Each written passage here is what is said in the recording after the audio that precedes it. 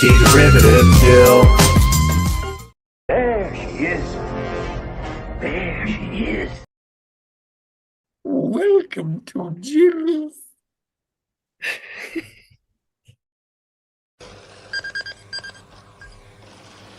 Here we go again. Can I offer you some tea?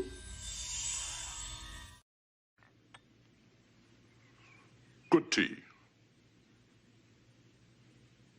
Nice house. Would you make me some of that lo mein soup?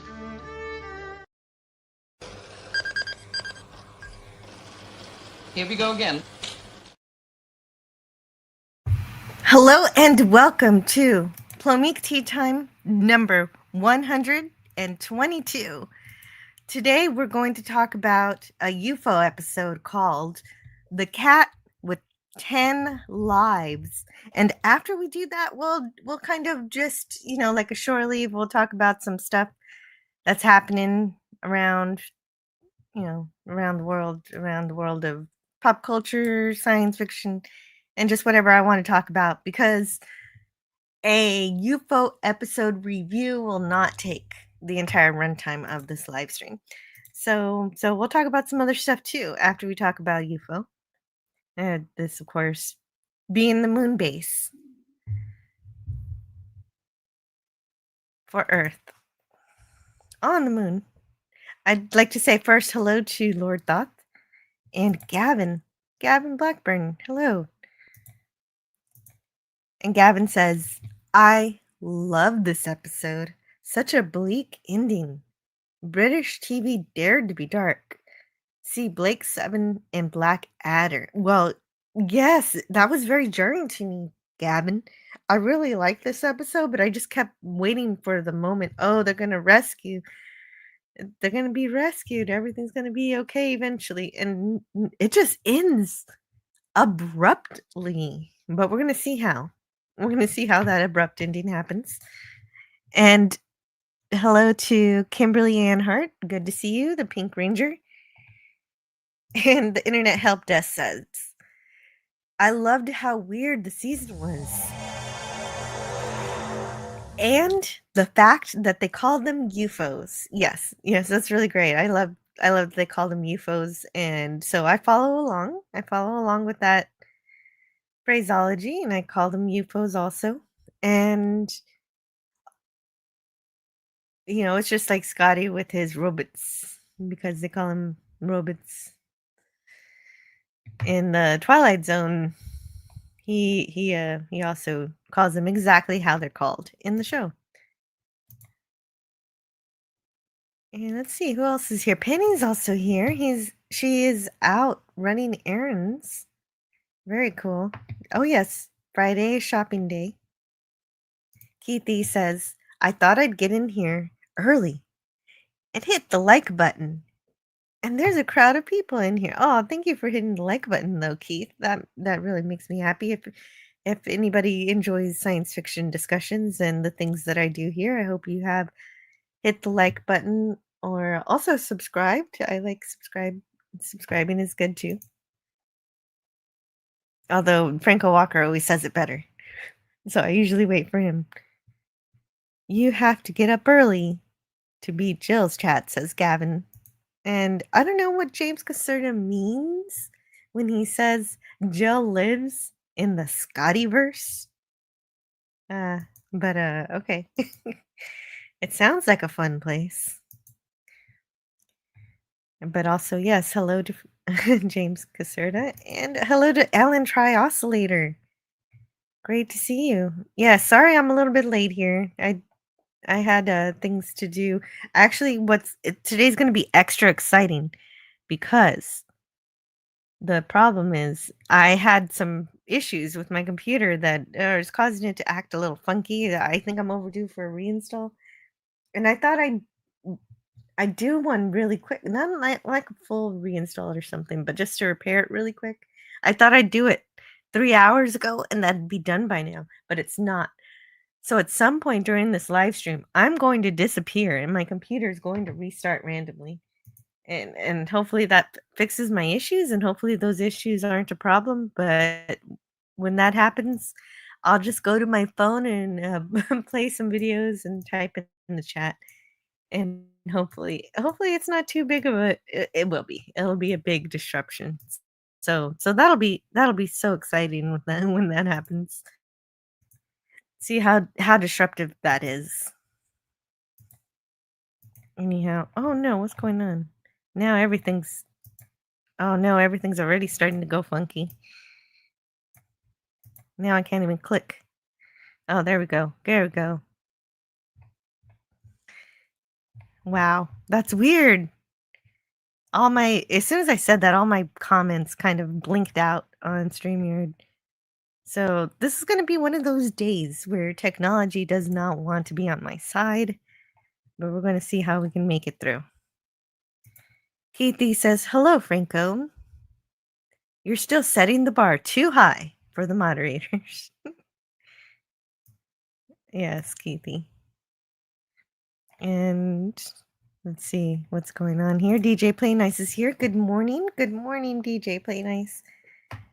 You're welcome. Yeah, it's good to be hosting. DJ Play Nice wants you to know if you're in crisis or know someone who is, dial 988 or 1-800-273-TALK.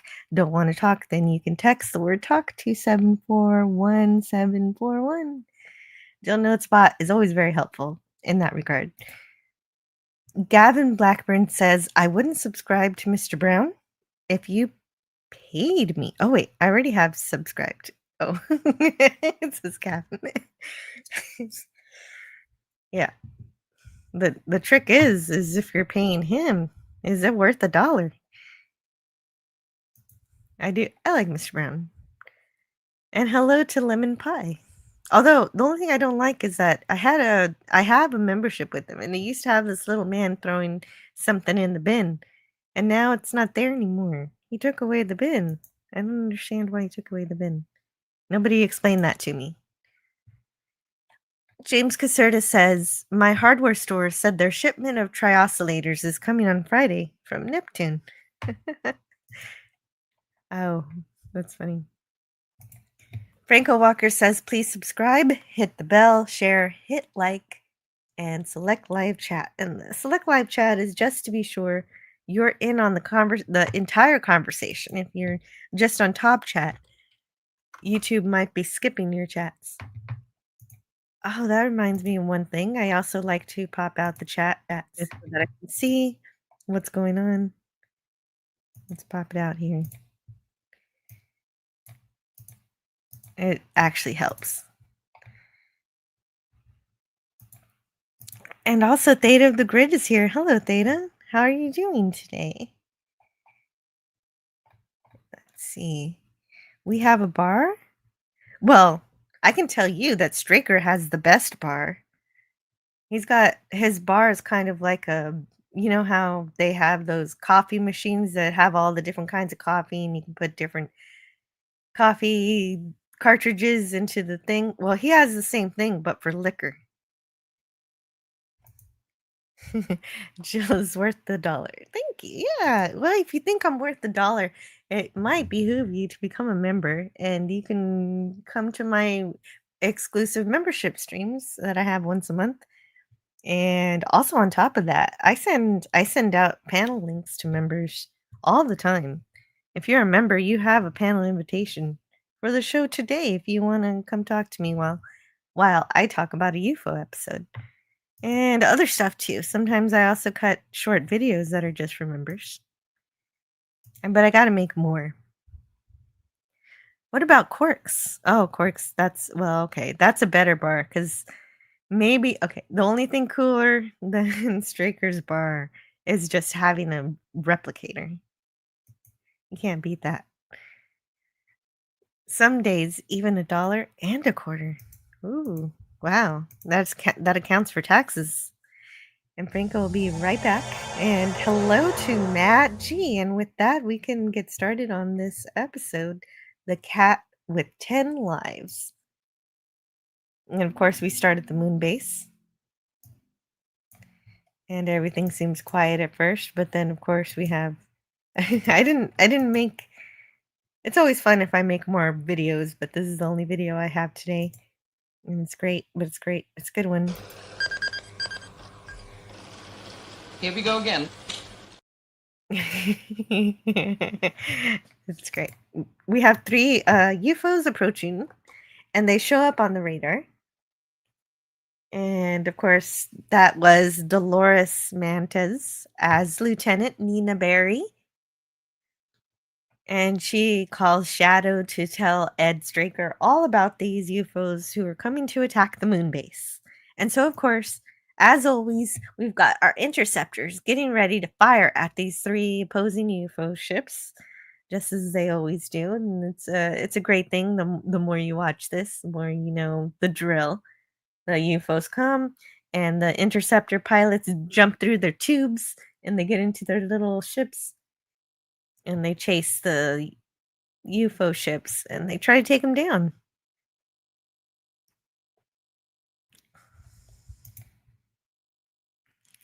Gavin Blackburn says, when purple-haired ladies were hot, she'd probably be a Karen now. Oh, no, yeah, no. These are much better purple-haired ladies, definitely. But it depends on how you do the purple hair. See, that's the way to do it. You don't shave it. There they go, through the tubes in the ships. Ground defense control, position rocket launchers. This is a little different. Not every episode has these rocket launchers. So there's this tank-looking thing right there that'll shoot rocket launchers. Welcome this lovely one. Oh dear. Thank you so much, Data of the Grid, for becoming a member. That is incredible. And it would be great to it's great to have you aboard. I'm not in a great financial situation, but you're worth $1. Oh, thank you, Theta. No, you didn't have to do that when you're not in such a good situation. As I experience certain sensory input patterns, my mental pathways become accustomed to them. I really appreciate the support.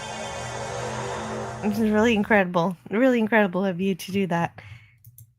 And DJ Play Nice has been a member for 20 months now, which is incredible too. And I gotta try to do something special for you, Theta, now that you did that. I gotta come hang out at one of your shows. James Caserta says, engage thrusters. And Sigvaldison says, good afternoon, Jill. Never watched this show, but hope you don't mind me just watching. Did love Thunderbirds with their puppets. Yeah, exactly. That's exactly what today is about. You don't have to know the episode if you don't mind me spoiling it for you. So, I gotta play something for Theta being a new member here. Let's see. Wait, you know what? I'm just gonna play this one.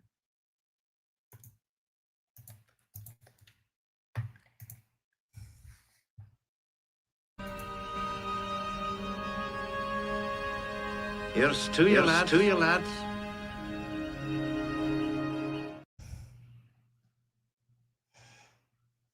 Or, if we want to be a little different. Brother, life's a bitch. She's back in heat. Sorry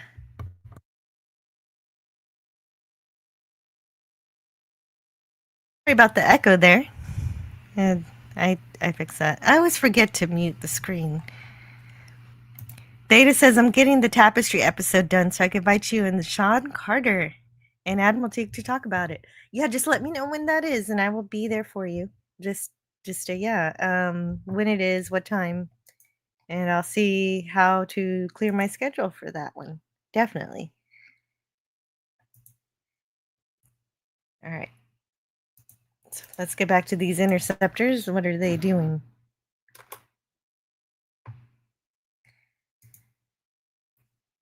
So the interceptors are getting ready to fire at the UFO ships, but there's a twist.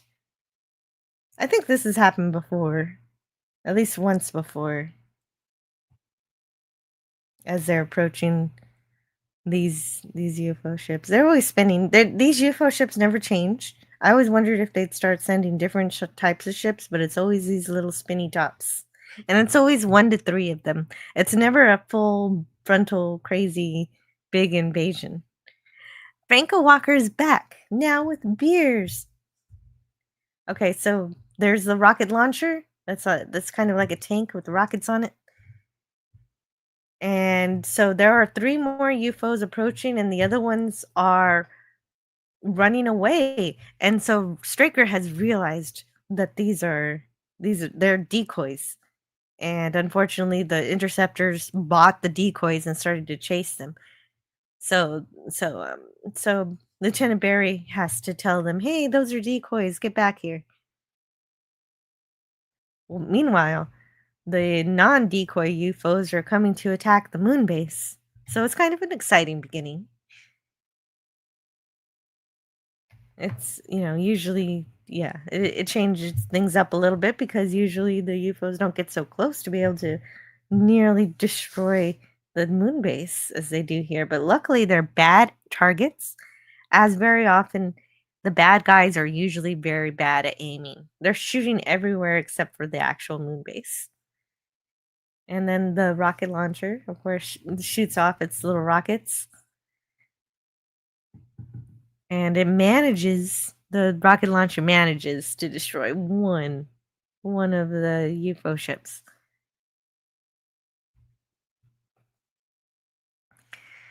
And Data says, "And thank you, Jill, for sharing the Give, Send, Go that Tomby set up to help me get through this health and financial situation. I really hope you get what you need and that things get better for you." Gavin says, "In the UK, this was treated as a kids show. It was Jerry Anderson for kids, right? It was shown in the afternoon." I could see that. I could see kids wanting the toys for these interceptors and the rocket launcher and the little UFO ships. And on the face of it, it does seem like a fun kid show, but also it's extremely intelligent. It's an extremely intelligent broadcast. Because if you listen to how things go, they mention exactly how to find the UFO ships. Like they mentioned all the coordinates and how they're actually doing their jobs here. It's one of my favorite things. And hello to Sentai Ranger Donnie and Gap After Dark. Great to see you. Great to see you. The bad guys want to lose, right? Don't they? It just seems like they want to lose. Okay, so this is the Thompsons. We just randomly cut to the Thompsons. And before we cut to the Thompsons, I forgot to mention the interceptors do eventually make it back to destroy the other UFOs who are not decoys, but just of course in the nick of time before they destroy the moon base. And so then we get to Albert and Muriel Thompson's home. And Muriel gets up and goes to the front door and she finds a package. So this is her at the front door with the package. Oh, before that though, we've got somebody new in the chat. Who is it? Who's here? Bio Mike. Hey, hello. Hi, Bio Mike. How are you doing? Howdy, folks. Alexis Canner was in the finale of The Prisoner. Alexis Canner. Let's see.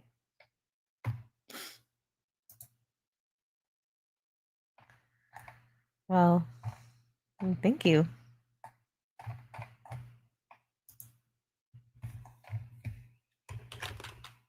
Oops, what's that? That's confusing. And that's Alexis Canner is the man who plays Jim Reagan in this episode, and I think Gavin just saw him. He's one of the interceptor pilots.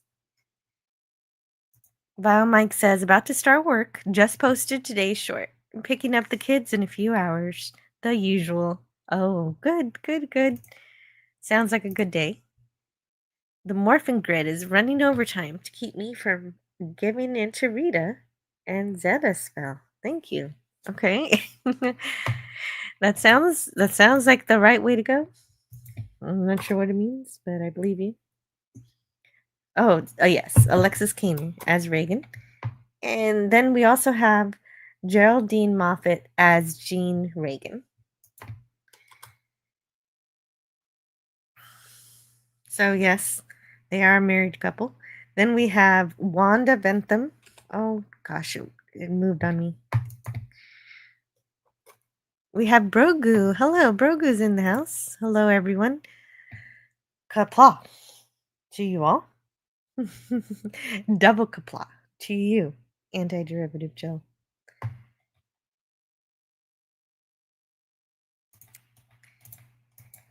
So let's see if I can read the next one without it moving. Wanda Bentham as Colonel Virginia Lake. So my problem last time was that Foster, because I love Foster, but he shouldn't be Straker's second in command. He doesn't work as Straker's second in command because Foster is a cool dude. He doesn't have the heart and the soul that you need to have to be Straker's second. And because Straker is logical and very straight and to the books, and so you need somebody who's going to challenge him in matters of the heart where he's stuck in the brain. And I think Colonel Virginia Lake does a much better job than Foster. Foster's supposed to be Moon Commander, and that's where I want him to always be. And Colin Gordon is Albert, and Eleanor Summerfield is Muriel, and this is her. She's picking up a package. It's got a package. And she opens the package, and she finds some alphabet cards and a goblet, and she, I guess she immediately knows how to play this game. And then we've got a kitty cat. And there's the cat right there. And kitty cat is going to be way more important than I expected, even though the name of the episode is The Cat with 10 Lives. I just didn't expect it to actually be about the cat, but it sure is. And there's a light shining on Reagan's forehead. Something has already begun with Reagan. What's going on? Let's find out.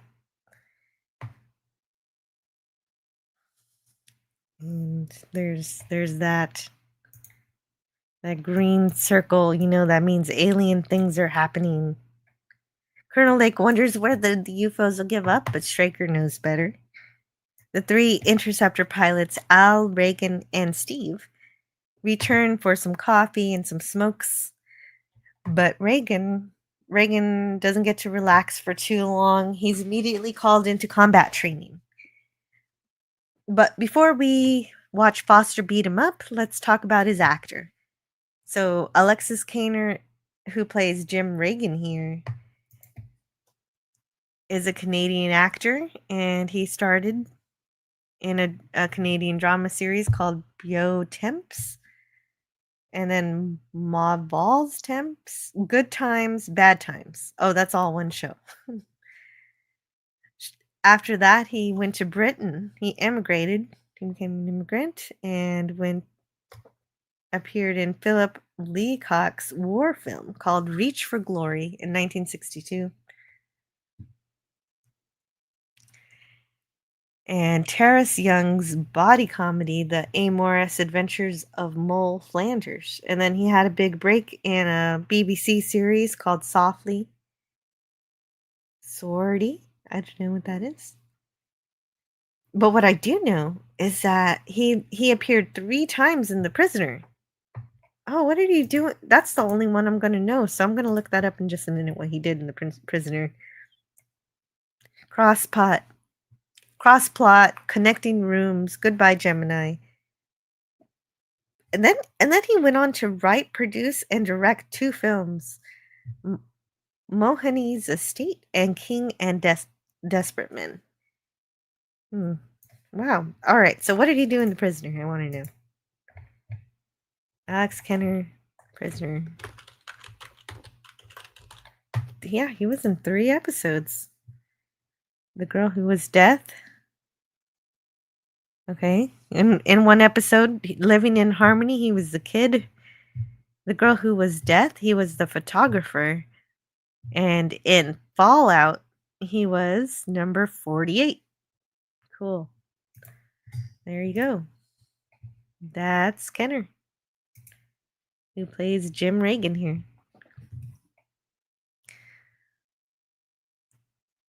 And let's see what's happening. Sigvaldison says to Theta, "You already home from work? I have roughly 4 more hours. May go out for a salad just to get out of the..." Oh, okay. Uh-oh. Okay, my computer's starting to tell me stuff. It says, "Almost time to restart. Estimated 10 to 45 minutes. You've chosen to restart your device as soon as possible when the update is pending. And one is ready for you now. We'll restart to install this update at 12:20, or you can restart sooner. Remember to leave your device turned on and plugged in." You know what? It says not now. So I'm going to choose not now and see if I can just keep saying not now until the stream is over. That way I don't have to worry about it. And if I do disappear, just know it's Windows restarting and it did what I wanted to do. But maybe we can actually avoid that problem that I thought I was going to have. What a lucky happenstance. Oh, okay, so Sigvaldson may go out of the house for a salad. That might be nice. Sounds like a good thing. I like salads. Theta said, "Yeah, I had to be at work at 5 this morning to unload the truck. Every Friday I got to do that." Wow, well done. That's early morning. Foster is UFO's poster boy. He looks good in sunglasses. Yes, he does. He always looks good. That's why I want him exactly where he's supposed to be. He can't be Alec Freeman, and no one should ever try to make him do that. That was the problem. I miss Alec, but I think Colonel Lake does a much better job as Straker's EXO. Sigvaldison says, "Didn't realize one day you had to get up to work so early. I thought I was doing well with 7 a.m. just to log into work."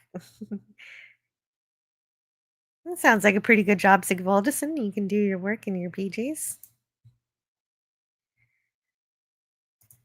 Yeah, that's why it's hard to stay up for Tony's Thursday stream, says Theta.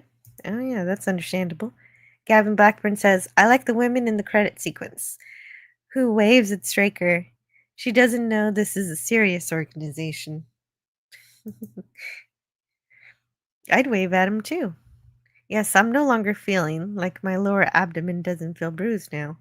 Noticed that yesterday as I was walking briskly around the house, says Siggy. Oh, that's so good. I'm so glad that you're in less pain. Good to know. And so Theta's got to get his car fixed so he can get a better job. I hope you can do that soon. That's good. Not just the one that I can walk to. Ah, I see. I used to like the Prisoner show. Yeah, Prisoner is amazing. I'll talk about that someday too. Vile Mike says, "I never watched The Prisoner or UFO, to be honest." That's okay. I'm just here to tell you guys a story. As a Prisoner fan, you should know that questions are a burden to others. Answers a prison to oneself. And oh, hey, hello, it's Courtney. Courtney's Fellowship of Oddballs. So good to see you, Courtney. How are you doing? The singularity always existed, says James. And Levistro's here. Like the stream. Thank you so much, Levistro. Awesome. Cardinal Sin loved the show The Prisoner. Yeah, he did. He did an amazing review show.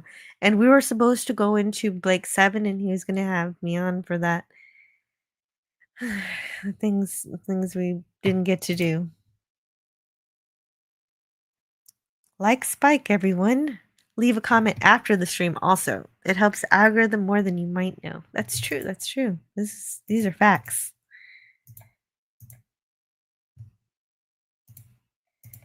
So here we're in the moon base gymnasium, and Paul Foster is wrestling with Reagan. So they're doing some combat training.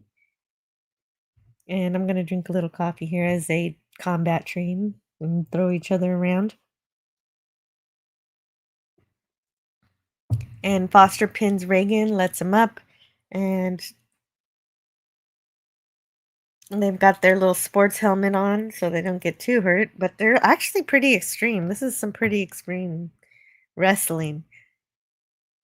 And at one point, at one particular point, Reagan almost breaks Foster's arm, and he says that he gives up. Like, he says that, and then when Reagan lets him go, Foster just knocks him out again. You know, I should have got a clip of this because some of this is kind of fun to watch.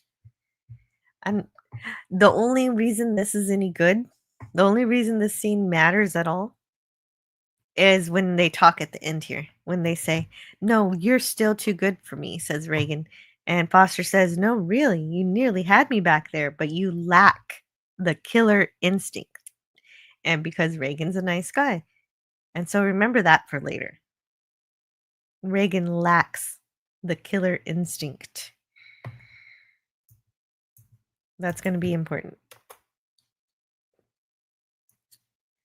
Okay, so 3D chess, not just in Star Trek here. Look, 3D chess. Of course, a different format.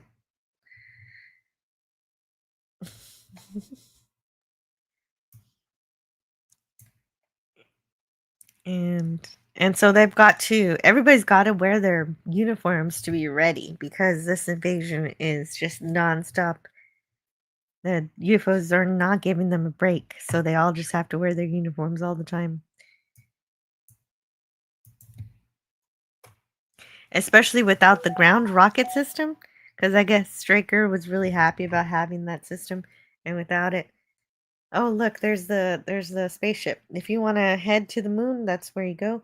And here's Morgan, or if you want to come back from the moon, yeah, Morgan's here, and Reagan shows up.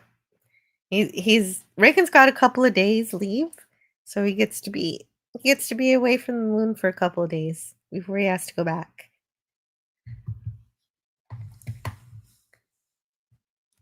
So he's going to visit his wife.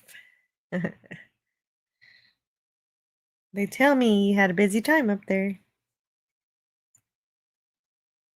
And we get to see Reagan's car. Everybody, all the astronauts on UFO have these fancy cars. And that is Jean. We're supposed to be able to tell she's pregnant, but I can't tell at all. She's although what I can tell you is that her name is Geraldine Moffat, and she's been on TV shows like The Danger Man, The Baron, Adam Adamant, Lives, Out of the Unknown, Strange Report, The Protectors, Jason King, The Sweeney, and Coronation Street. And Mike Hodges' Get Carter, Stella in Ralph Thomas's science fiction drama called Quest for Love from 1971.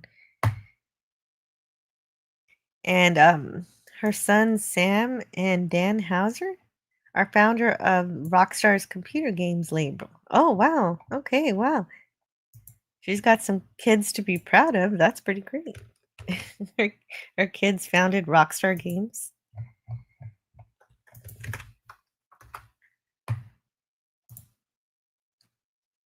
Let's see.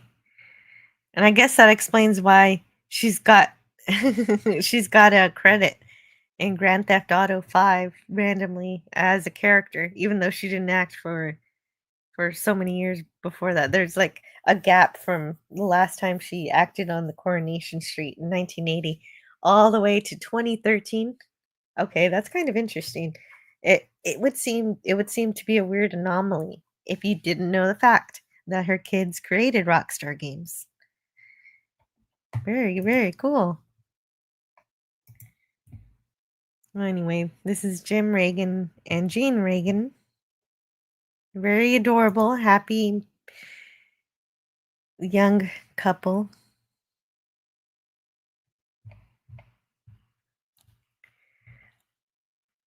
James Caserta says I was just getting to know him. Yeah, I know. I knew him for a couple years, but it wasn't long enough. That doesn't look like a mat for exercise. They used it for that anyway. That looks like a hard surface. They did squish when they smashed in on it, so there was a little squishiness to it. But yeah, it didn't look too comfortable. Oh, I installed blurps on my streams. It should be fun. Check it out, Jill, if you don't already know about them. What? What does that mean? I don't even, you know what? I do. There's no better way to check it out than to actually be there. So I'll be there sometime to check it out. Okay, off to the mines with me. Must work so I can feed all the vile children. Oh yes, gotta take care of the babies. Later, folks. Hope to see you Sunday, Jill. Oh yeah, absolutely. See you around. Oh, that is wrestling. All right. Loads of hugging too. Yeah. There's a little bit of hugging. True story. Reagan doesn't have the will of a warrior. Those suits look super comfy. Yeah, the uniforms, but they were complaining about wearing them. Morgan is played by Windsor Davies. Later, Major Zero is Spacehawks. She's pretty. Yeah, she's pretty. He's adorable. They're just cute young married couple. And so she tells him that she gets worried about him, but he says he doesn't like talking about his work when he gets to be off work.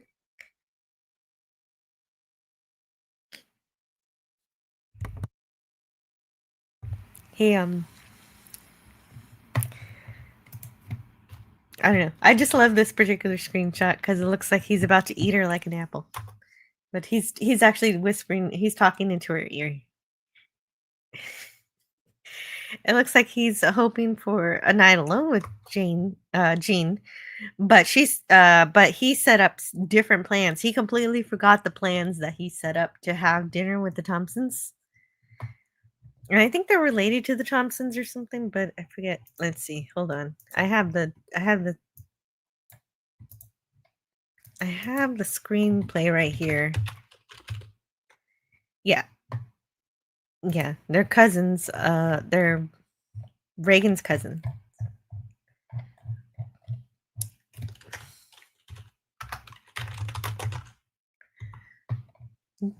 Do we have to? It was his idea, so they got to do it. He said, "But that was a week ago when I was a young man." And so Reagan goes for a shower while she prepares a drink for him, and then they end up on the road on the way to their Reagan's cousin's house for dinner. And Jim is worried that Albert will make them watch his new movie because he makes amateur movies. And he says, "Yes, I know, but the films he makes, take the last one, The Courting Habits of the British Earthworm. I ask you, the fellow's kinky." And I've never heard of the word kinky being in reference to just being kind of eccentric or weird. I usually hear it in a very different context. But when they get there, they realize they're not going to watch the movie. There's a butterfly movie, but Albert still needs to add the commentary, and Muriel has something different in mind because of that mysterious package she received earlier. So anyway, Let's see. Is there a better shot of Albert here? No. Oh, but that's adorable. They're so cute. So they're gonna do the Ouija board. It's basically a Ouija board, but without the board, using cards instead, and using this little goblet to move around the table. So I guess, of course, your table has to have enough friction against the glass to make this work out.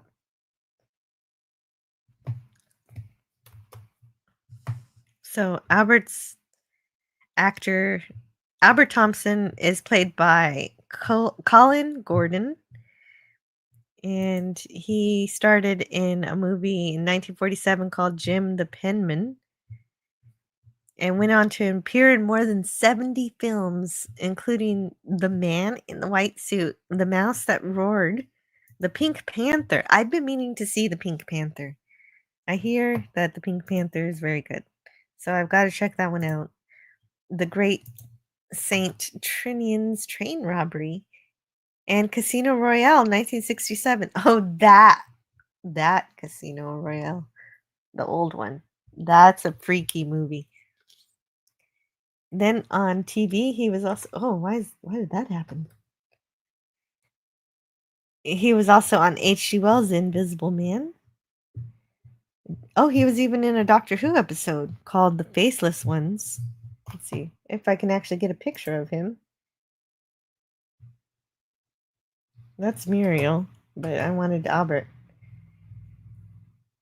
Oh, yeah, see, he's right there, but I want to get the one where she's telling him to get the pipe out of his mouth, because that's a good shot of him.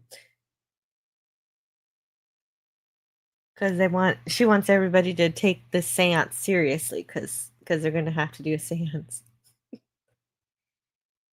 Because that's that's the kind of things that happen when you're doing a Ouija experience, a Ouija card experience. I never played it with card. Actually, I've never played with a Ouija board at all.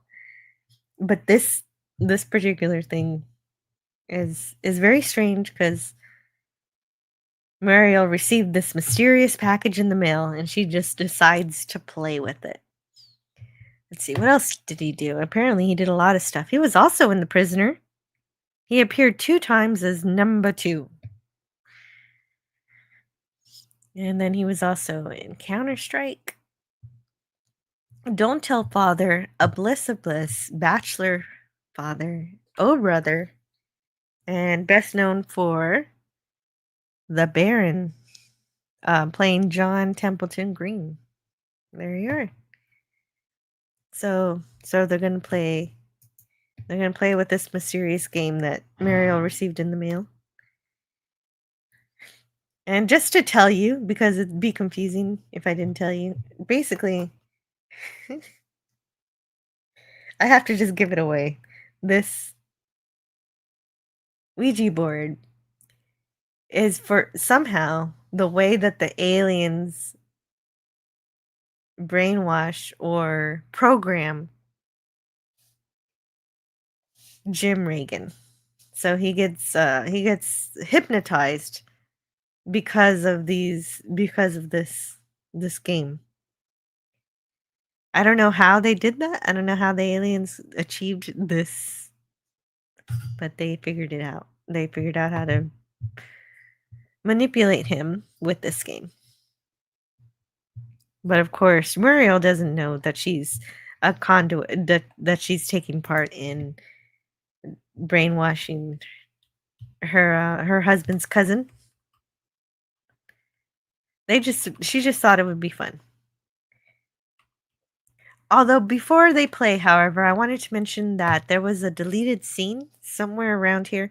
An additional scene at the Thompsons' house was filmed for the episode, but was deleted from the final edit, where Jean helps Mariel with the dishes, and Jim discusses his job with Albert, who believes that Jim is a solicitor. And Albert then tells him about the tobacco he uses in his pipe and his new film about butterflies. So Albert is, if he were alive today, he would be more of a YouTuber. So, making these films, probably uploading them I want to see his bug videos. I bet the earthworm one was good.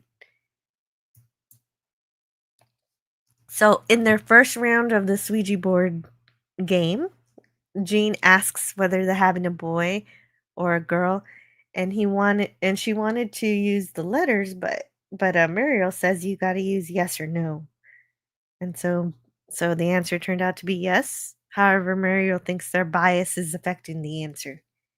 However, the next question Muriel asks is an open-ended one, but her question is stupid. She asks, "What's going to be the next fashion color? What's the next fashionable color in the next year?" But the answer she gets isn't a color; it is seance. So they decide they have to do a seance. But of course, this is today, so there's a color for everything. So I looked up the color seance, and there's actually it's a type of purple. And so if you look at the banner at the bottom of my screen, that is the color seance 6D3576. That's the hexadecimal for it. I knew I could find a color because there's like a color for lots of different words, and I got lucky there.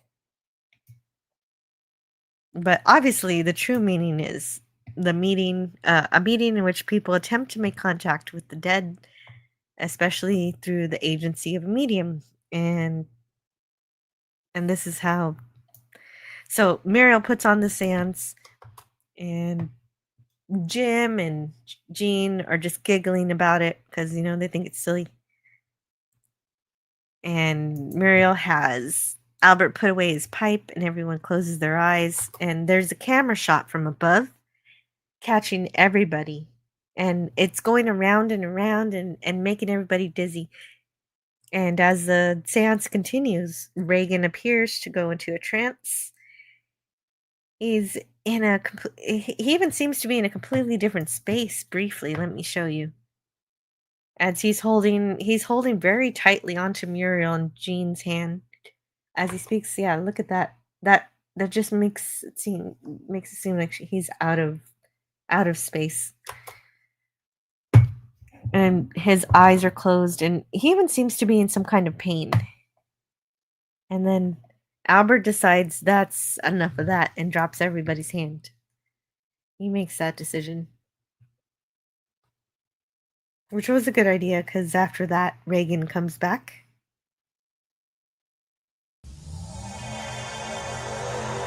And after that intensity, Jean asks if he's okay. And Albert offers Jim a brandy, but he refuses. Who refuses brandy? Anyway. Jim admits to having passed out, but insists he's okay and that he's just tired. And the party's basically over now. And so that's the dinner party of this episode. And at first it seems to have nothing to do with anything except they're at a dinner party, but it becomes way more important later, which is why I explained this is the aliens manipulating Jim Reagan. It's kind of strange. But you know what? That's alien. So that doesn't bother me too much that it's weird.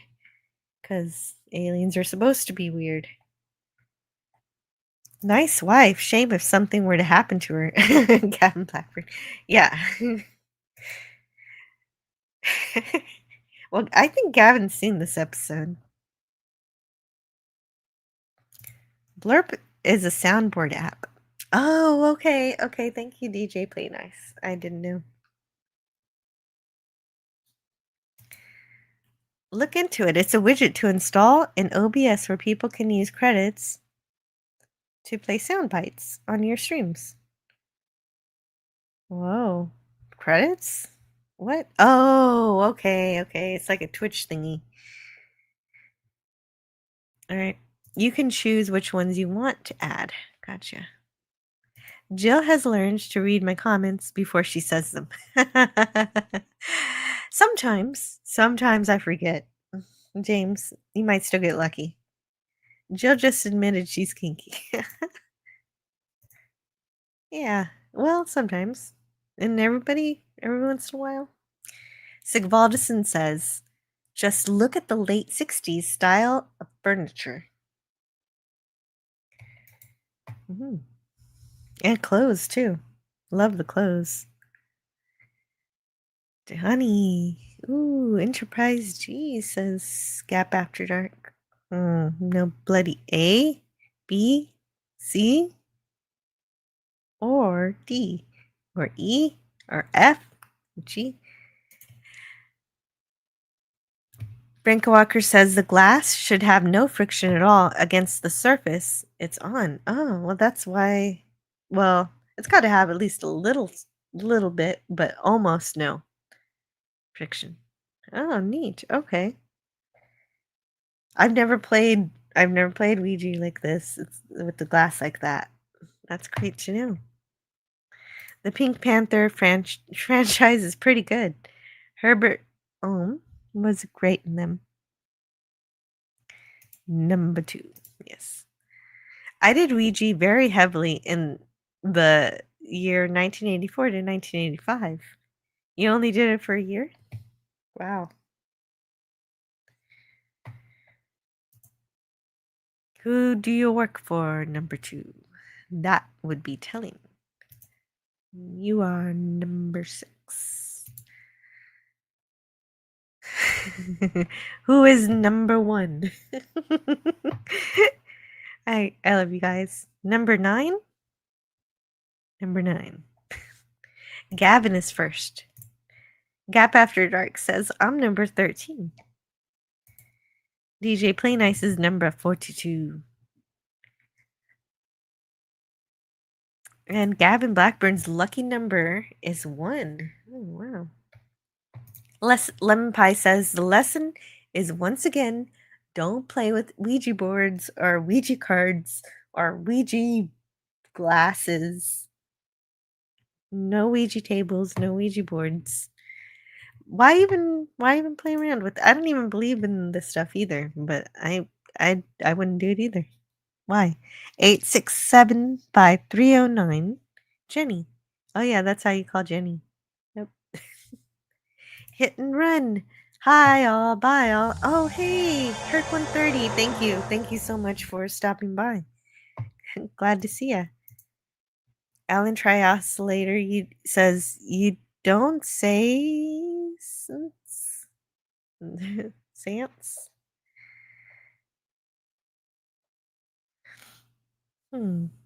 And everybody's saying hello to each other. Yep, 5705 is City Bay, and 6060842 is B52s. And Pleasant Valley Pickers here in the chat. He says, hi, Jill. Been a while since you did UFO. True story. Welcome, PvP. We've been expecting you, says Lemon Pie. We have, and hello to Old Man Bird. Hail, Emperor Lemon Pie. Whoa, when did he get it? When did he get coronated? I don't remember this. James Caserta says, my sister took a 50-year-old evil spell off me last week. Oh, that's good. I hope things are going better for you now that that's happened. I thought Blurp was related to Bloop. Oh. Yeah. Blurp is Bloop's brother. PvP, yes. I think he's talking about the monkey, the space monkey from Lost in Space. Ah, Jill is number 1. Thank you. And hey, the eclectic goat is here. Good afternoon, Franco, she says. Hello. Hope you're having a good morning, afternoon. Well, who is Bleep? Okay, you're going to have to figure that out because I got to continue this episode. And so the party's over. They go home in their purple car. And on the ride home, Jim theorizes that maybe it's Albert's tobacco that made him pass out. But Jean is worried about him. And he's also taking the long way home for some reason. So she takes over driving. That's why you see Jim here passed out, because she's driving now. He's napping while she's driving. But suddenly, Jim wakes up with the start and pulls the emergency brake, which is very startling because everybody's seatbelt jostles and moves forward. Fortunately, they're wearing their seatbelt, since it is the early 70s. He says there's something in the road, and I don't see anything, but there is something there. How does he even see that? It's a cat. And how does he see it? It's because he's being manipulated by the aliens. You don't know that yet, but I'll tell you now, just so that things make sense while I'm talking about it. And it's a Siamese cat, the one that we saw earlier. I guess it escaped the house, or I don't know. I saw it earlier in the Thompson house, but I guess I don't know if this is a different one or the same one. Where is it? Let's see the cat. And so he picks up the kitty, and Reagan walks in front of the car, and he goes back to the car, and so he says they'll take it to the police station to find the owners, and Jean asks if they can't find the owners, if she can keep him for company.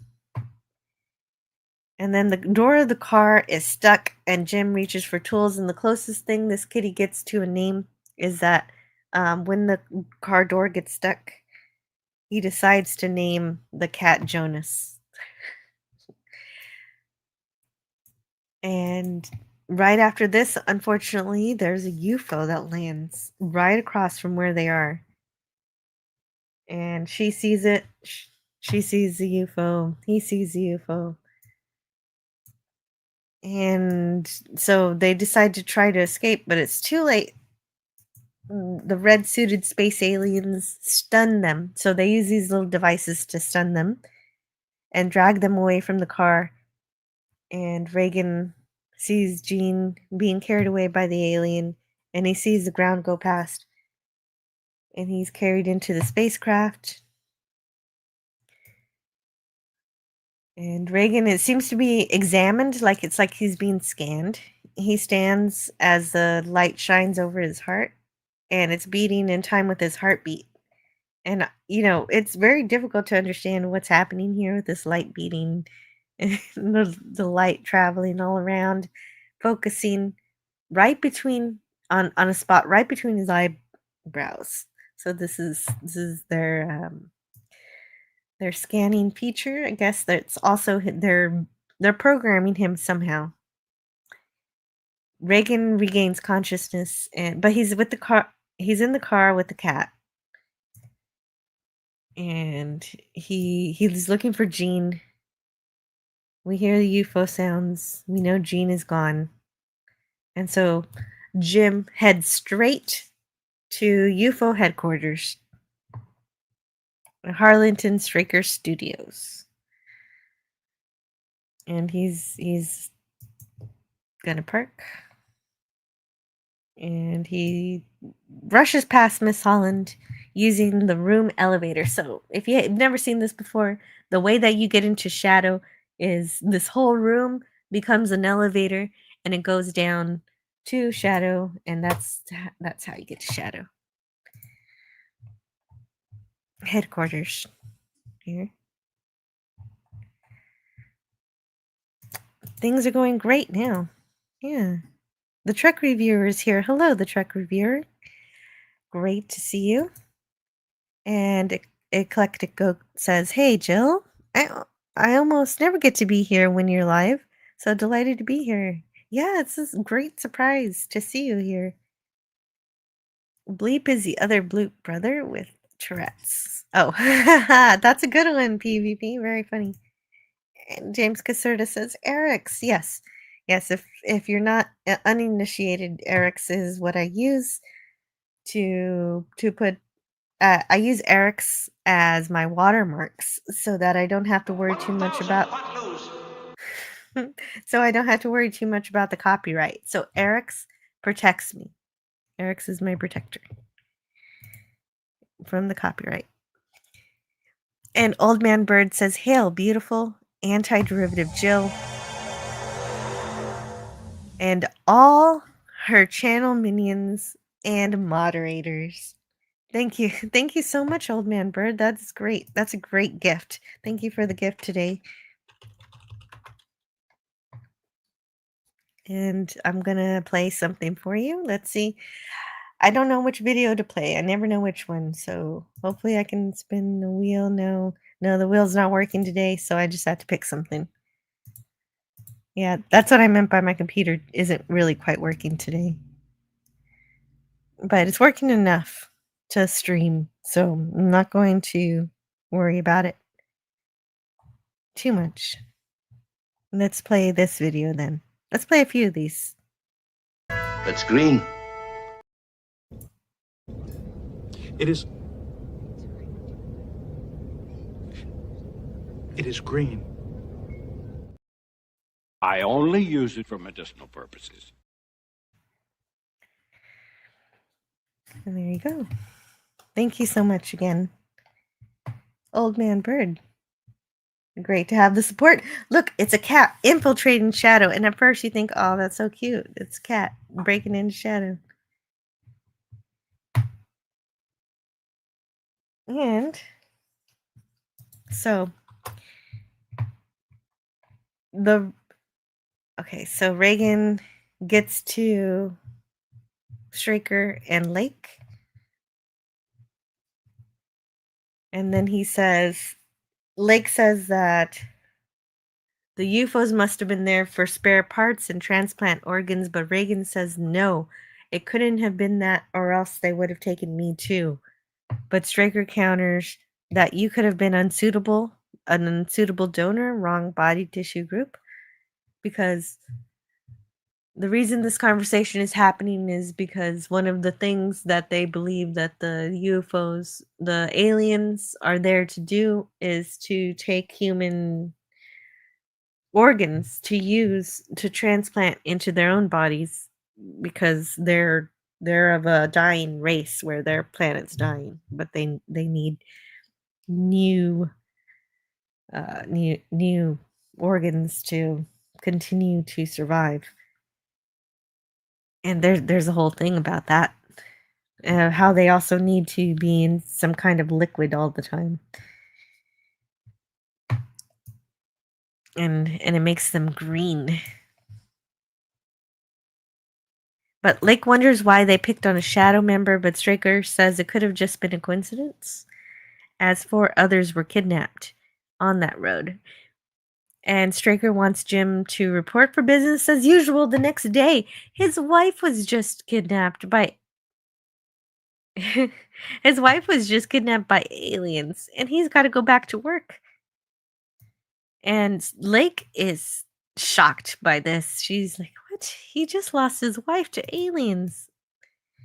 What is the matter with you, Straker?" But that's his decision.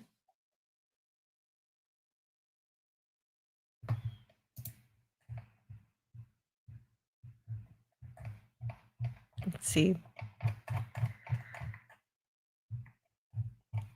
Yeah, $10. The Wonder Twins monkey's name was Gleek. And there's Kitty. Maybe it had something to do with that green slide he showed when he sat at the table. Oh yeah, definitely. That green slide was not a mistake, although it looks like one. DJ Play Nice, might you see Paul McCartney on his Got Back tour? If he was coming here, I would go, says Old Man Bird.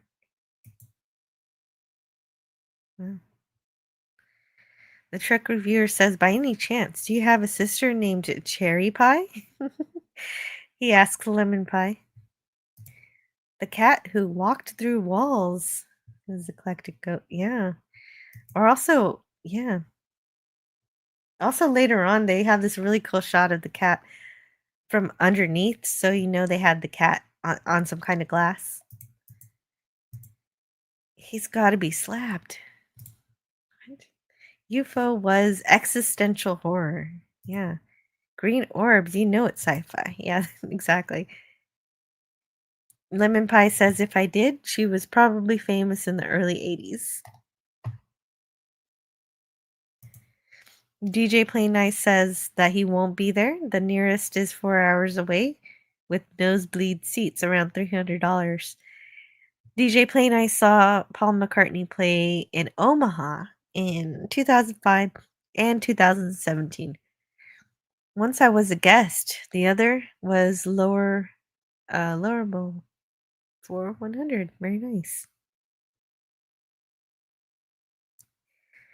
Alright. You never know which one, and yet you pick the right one every time. Aw, thanks. Don't give Jill too many bumps. The mains are bypassed like a Christmas tree. What? Were there no aliens in the episode? Didn't seem very UFO-like. I don't remember the episode. Oh, yes. There are aliens. In fact, aliens just kidnapped Reagan, Jim Reagan and his wife Jean. And she's gone. She went off with the alien and she's gone. She's gone, unfortunately. And he was gone too for a little while, but he was dropped back off at the car with the cat. And we saw the aliens. And anytime you see the UFO spaceship itself, there were aliens. There was a whole invasion at the beginning of the episode. This one's chock full of aliens. Lemon Pie says PvP. The aliens influence them, and especially Jim, via the Ouija board in this one. And hello to Zombie Box Reviews. Hey, Zombie Box. We saw 2 aliens during the kidnap scene. There you are. Oh, they slab his wife too? Yeah. UFO is related by the theme to the 67-68 series, The Invaders. They came to Earth from their dying planet to colonize it. Gavin Blackburn says, no cats in the workplace. Is that a Siamese cat? Yes. James Caserta wants you to know there is a $500 limit to super chats. Yeah. I'd die if I got that much. Data of the grid says, according to statistics, companies' productivity increases by 46% if you have pets in the workplace. No way, 46%. That's insane. And there's a 100% chance that I just pulled that statistic out of my ass. Hey, Data! I thought 46 was rather high. If you would have said something like 8, it would have been more believable. That reminds me, I need to visit the Prussian consulate in Siam. PvP and Gavin pointed out they did show a couple of them in a scene. That's right. We did get to see them in their little red jumpers. We didn't get to see their faces, but we know what they are. They're usually in helmets anyway, full of their green goo. Anyway, there's Kitty sneaking around. I just get kind of a lot of shots of the kitty. And then we have lab equipment. We're in Dr. Jackson's office. He's working on some stuff. And Dr. Jackson agrees with Straker having brought Reagan back to duty and that he'll go ahead and keep an eye on Jim. And Dr. Jackson says that Straker looks under the weather too, so Straker promises to take some aspirin. And Foster says to Jackson, they asked me to drop this in for you as I was passing. And to Straker, I was just coming in to see you. He's got a couple of weeks leave due if you want to relieve Reagan for a while. And so even he's saying, hey, why don't you give Jim Reagan some time? Because everybody's hearing about how he lost his wife to the aliens. But Straker says, that's nice of you, Paul, but I think he'll be better off occupied. I think what Straker's doing here is a projection. If something tragic happens to him, he wants to bury himself in his work, and he thinks everybody wants to do that.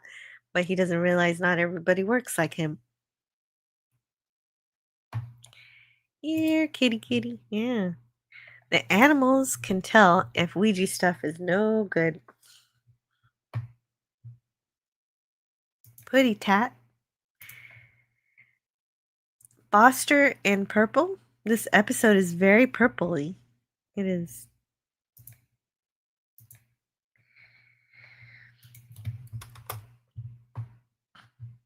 And so they're about to leave, but the doctor stops them from leaving. He has a new theory. So there's a new theory here that Jackson has. He says,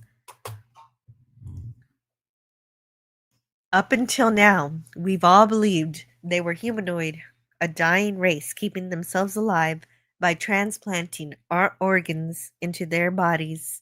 The alien I examined this morning, I think, his whole body was human. His brain, even his brain. And Jackson says his brain may have been human, but it doesn't mean his mind was. So he had human brain, but his mind was alien somehow. But Foster says, aren't they those the same thing? And Jackson says, no. There was so much damage, it was almost impossible to tell. But certain sections of the brain seemed to be missing. The parts that control emotions, creativity, only the analytical, the logical remained. It is possible that these creatures are not humanoid at all. They just use our bodies, erase from the brain all knowledge, wipe it clean, and reprogram it with, transmit it to it their own thought patterns, their own intelligence. So basically the aliens take our brains and then they reprogram their own brains into our brains, their own minds into our brains. So like like if you wipe your computer, that your Windows computer and put Linux on it. But why? I don't know, says Jackson. It could be they aren't capable of traveling in space. The form of life they take are I can't begin to imagine. So Jackson is saying that they're not even humanoid, they're something else, and we don't know what it is. He even considers that they might not have a physical container at all, and so that they need another vehicle to house them, and that ends up being our human bodies.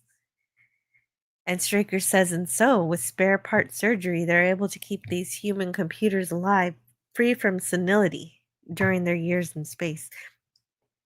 And so I can understand why, even though episode is 19th produced, that they showed it the third one, because it kind of reveals something very interesting about the aliens very quickly. And so I like that idea. And so they kind of invade our bodies to transmit their own intelligence, like invasion of the body snatchers, right?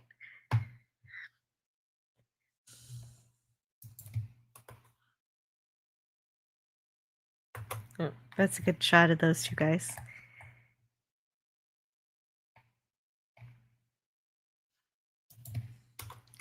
And then yeah, that's pretty good. I think it's a very interesting method of, because you have to put the pieces of the puzzle together when you watch UFO, and for a while I wasn't, you're not sure. Yeah, they're stealing organs for themselves, and how that works exactly, I wasn't sure, but now it makes a little more sense. And Frankel Walker says, pretty pussy. And cats say me, me, me, says James Caserta. Dogs say you, you, you. True. And we will see that later on this episode. An example of that. Hey, Keithy. Keithy is back. Hello. They'd struggle with my brain. I can barely use it at the moment. Oh my goodness. And Kapla, too. Gorilla's Random Thoughts. Good to see you today. Silverback salute to Gorilla's random thoughts. The Great Carrot Rebellion. Well, I'll get there when I get there.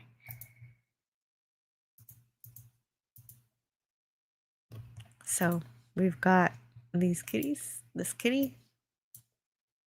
We even get to see the cat's eye view. We get to see what the kitty sees.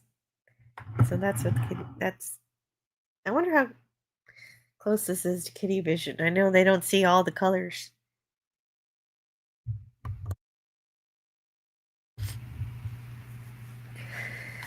I think they have better peripheral vision than this indicates. Oh, there it is. There's where the cat is walking across some kind of glass and they film right from underneath it. That's kind of fun. I like that idea.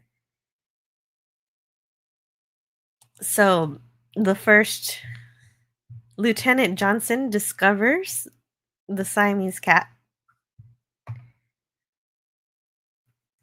And so at this point, this is right after that whole thing where we find out that the aliens use our bodies as containers for their own minds. And so then we see the kitty, and throughout the episode, you're starting to become suspicious of this cat. And I started thinking, wait, is the cat an alien collecting information on Shadow? And turns out, yes. Yes, somehow the kitty has been programmed to be an alien. So, you want an alien PvP? Here's your alien, an alien kitty cat. This is the funnest episode, except it's a bad kitty. Bad kitty. So, it's not really a bad kitty. I mean, it got invaded by the alien, and I feel so bad for it. The kitty is not doing this of its own free will. If it were up to the kitty, it'd beg for food and take a nap. But now it has been infiltrated by an alien and is doing the alien's bidding, not of its own free will.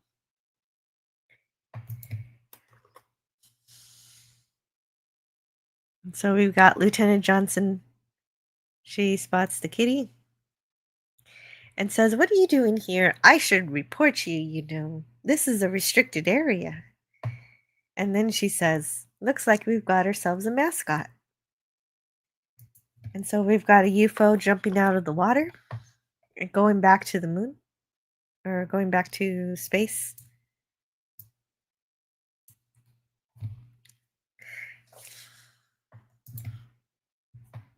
And Lieutenant Johnson gets a blip on her monitor. And she says, "Red alert, UFO leaving Earth." So she sees that UFO that just left the lake go back to space. And then we cut back to Nina Barry at the command console. And Stryker appears on her monitor. And so, of course, she calls the interceptors to launch for the UFO that just left Earth. And this includes Jim Reagan. So they're all going to intercept this spaceship. And so now, of course, Stryker realizes his mistake in sending Reagan back to the moon. Now he has to fire on the ship that has his wife on it.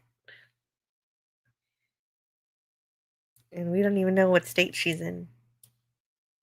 And we never find out, really.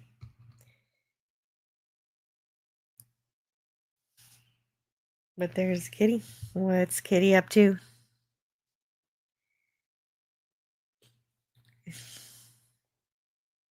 And all the interceptors are trying to defeat this ship, this UFO ship, with the alien and Jim's wife on it. Oh, but I could play this.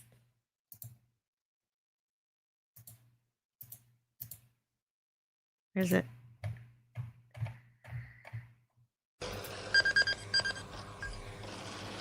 Here we go again.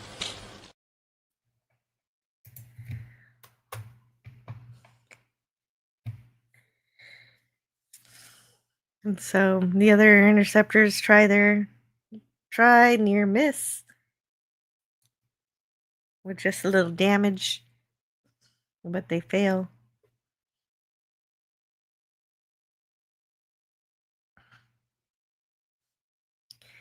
And then Reagan has to do it. He has to destroy the spaceship. But he's having trouble with his eyes. He can't see. He goes into a trance. Then we see the kitty again. That's how we know the kitty has something to do with it. And he's not able to. He gets all sweaty and he just isn't able to destroy the ship. He lets it go. And it goes and it escapes. The UFO escapes. And then he pulls off his wedding ring.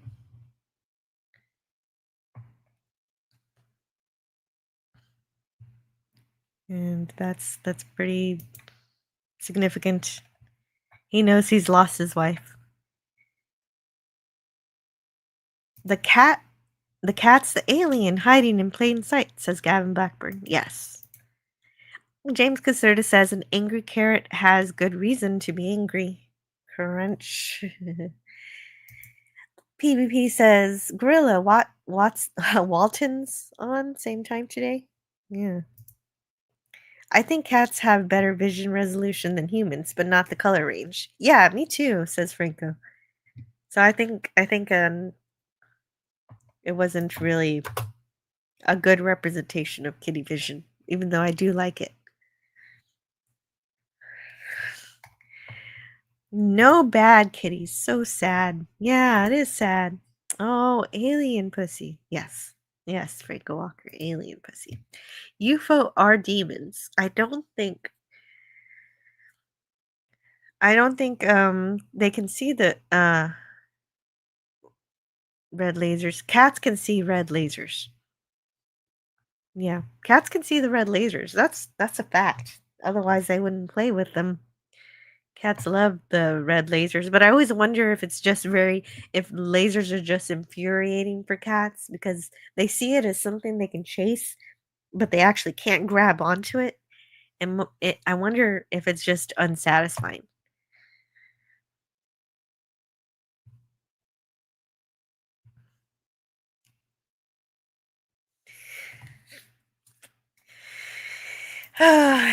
So, if anybody wants a bad joke, here's one from Theta the Grid.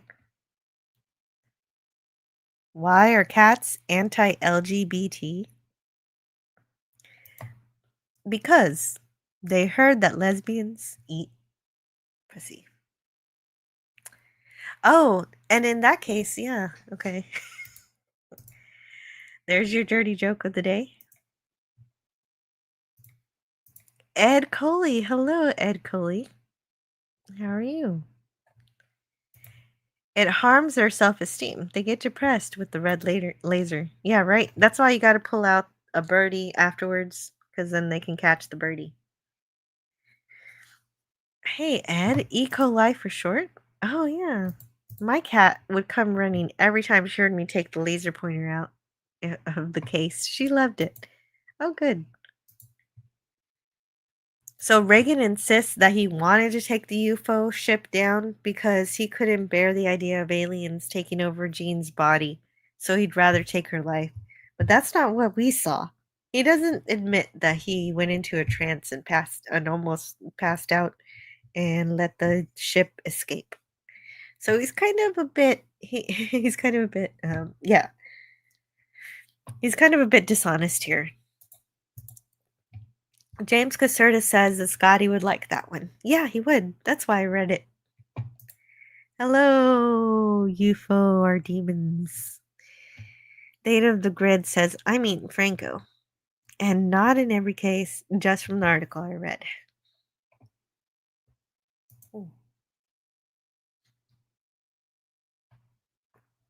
So, finally, Straker admits that he made a bad choice putting Jim back in the field, and he's now grounding him for a month. And Reagan doesn't want to be arrested. He's flying the Venus probe tomorrow. But Straker says, nope, I can't afford it. That's okay. That's so sweet. That this cat looks so sweet here on the cushion. And Straker calls for Dr. Jackson, and he wants Reagan. He wants to give Reagan a physical and psychiatric report, which is long overdue. They should have done that whenever he lost his wife.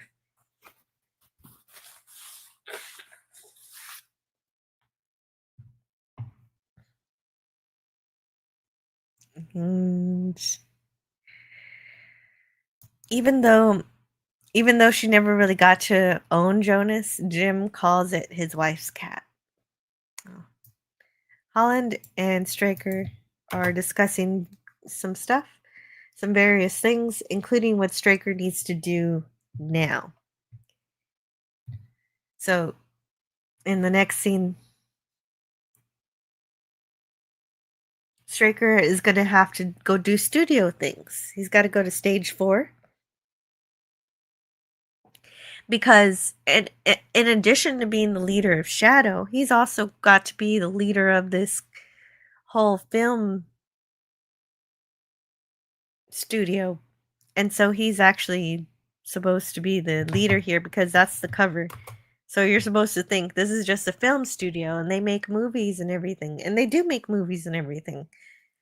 But it's just a cover for the real Shadow organization that is below. And today they happen to have lots of puppies here. So this is the day for some reason they've got all these dogs. What was the reason? I think there's a commercial or something. Yeah, a dog food commercial.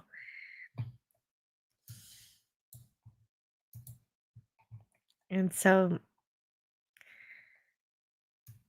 Straker goes to the studio and meets the dogs. And then we cut back to Jonas, a Siamese cat. And poor Jim Reagan seems to be in pain. But then he gets up and leaves as if he's in a trance. So he's being controlled. He's being controlled by the aliens now. And he is leaving in a trance. And he's being controlled by this kitty here. He can control him remotely. The kitty alien.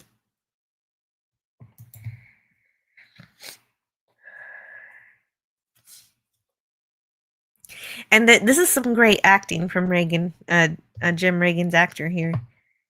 Because he really does seem like he's in a trance. He's really drugged out here. But he's just being controlled by a cat. And then he goes through the back lot. And somehow he just knows where, I'm not sure how, but he just happens to know where Paul Foster's car is. And not only does he know where the car is, but he can open it. He can open the car. I don't know how he got into Foster's car. It's kind of weird. But not as weird as a cat not as weird as aliens. Okay, so Jim Reagan being able to break into Paul Foster's car is weird, but not as weird as aliens using a Ouija board to program a human and transplanting their mind into a kitty cat to remote control that human. That's weirder. That's this episode, though. In case that didn't make any sense. That's UFO. So many cute puppies. Yeah. James Caserta says, but I always thought that she was the one who instigated that.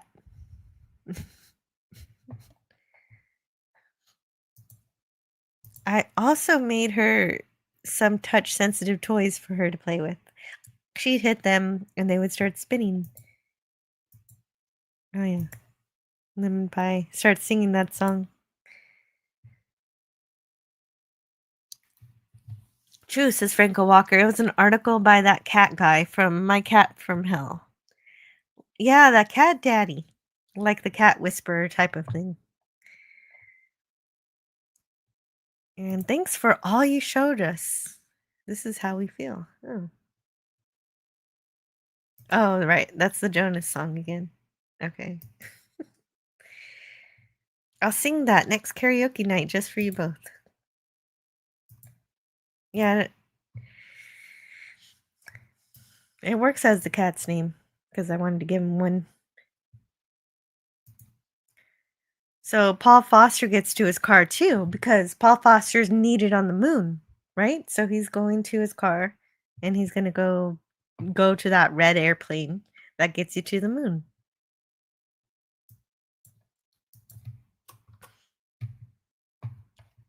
It's an airplane and a ship anyway.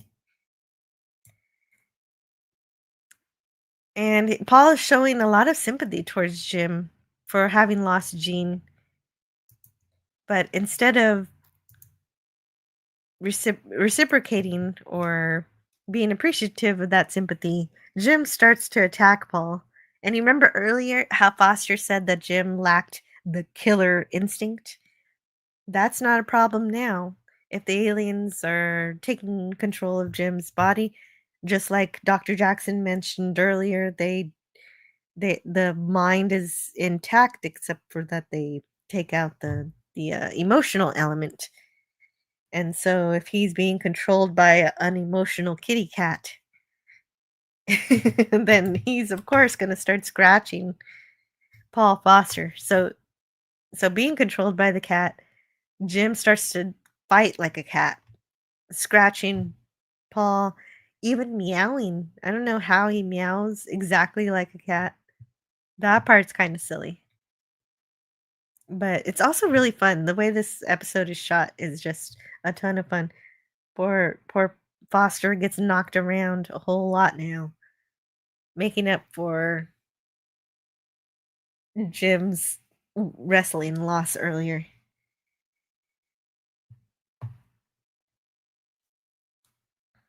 And so they struggle for a long time. It's another fight scene. I think that's why they had the first fight scene, is to prepare us for this one. And Foster tries to escape, but he's forced to fight, and so they go up the stairs. Reagan follows, and he knocks Foster into an open pit. So it's just some kind of pit. I don't really know what this is. It's just a pit that's here just for Foster to fall into. And then we have frequent cuts back to the Siamese cat. But then the cat's startled, and that breaks its concentration.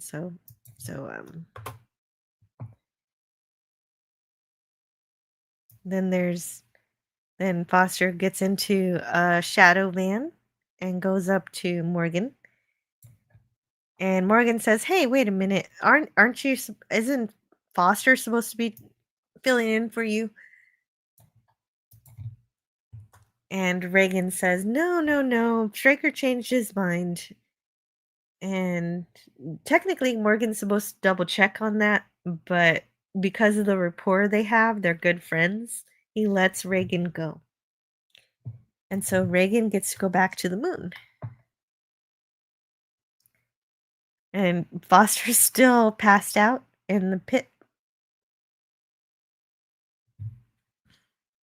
And there goes Jim Reagan to the moon.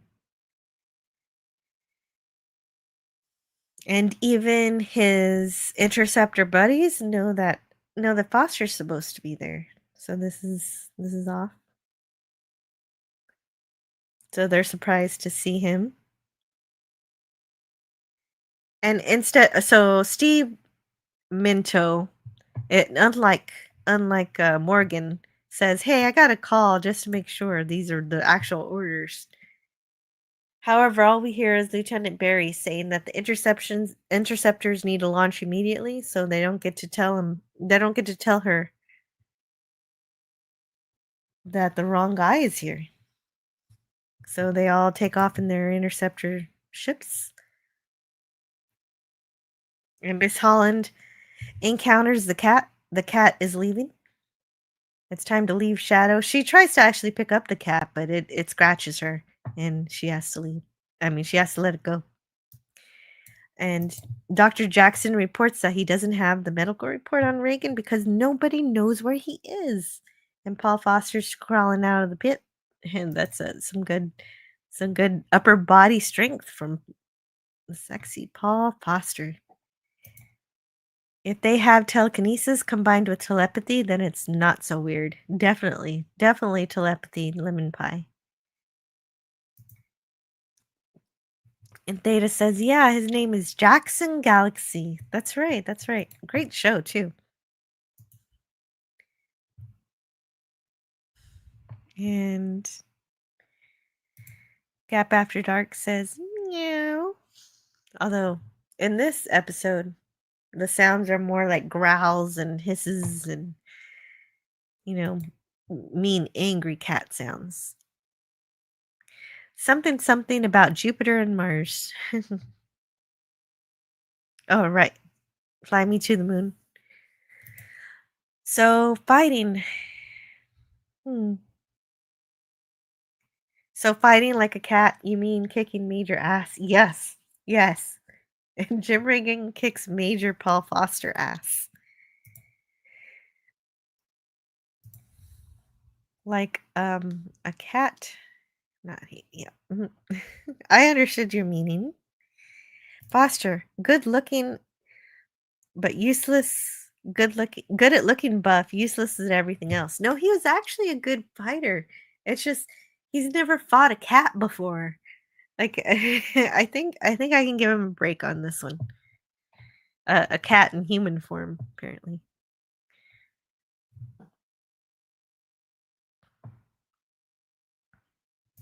And I need the Men in Black. Send me Agent K.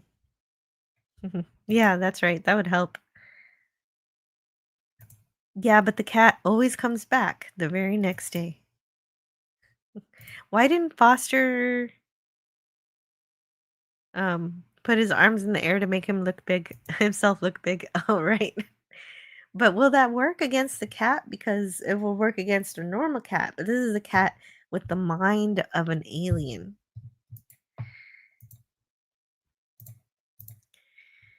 Right, let's get out of the pit now.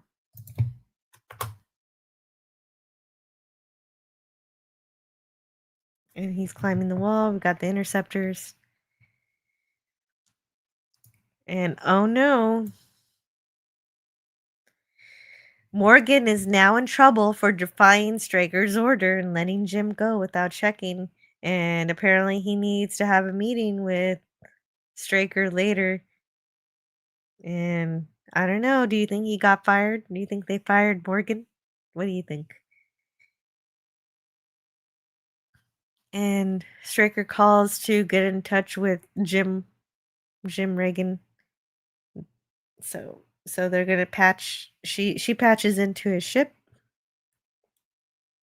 to talk to him, so Straker can talk to him. But of course, what does Jim Reagan do? He turns off the communications. So he turns off his radio link.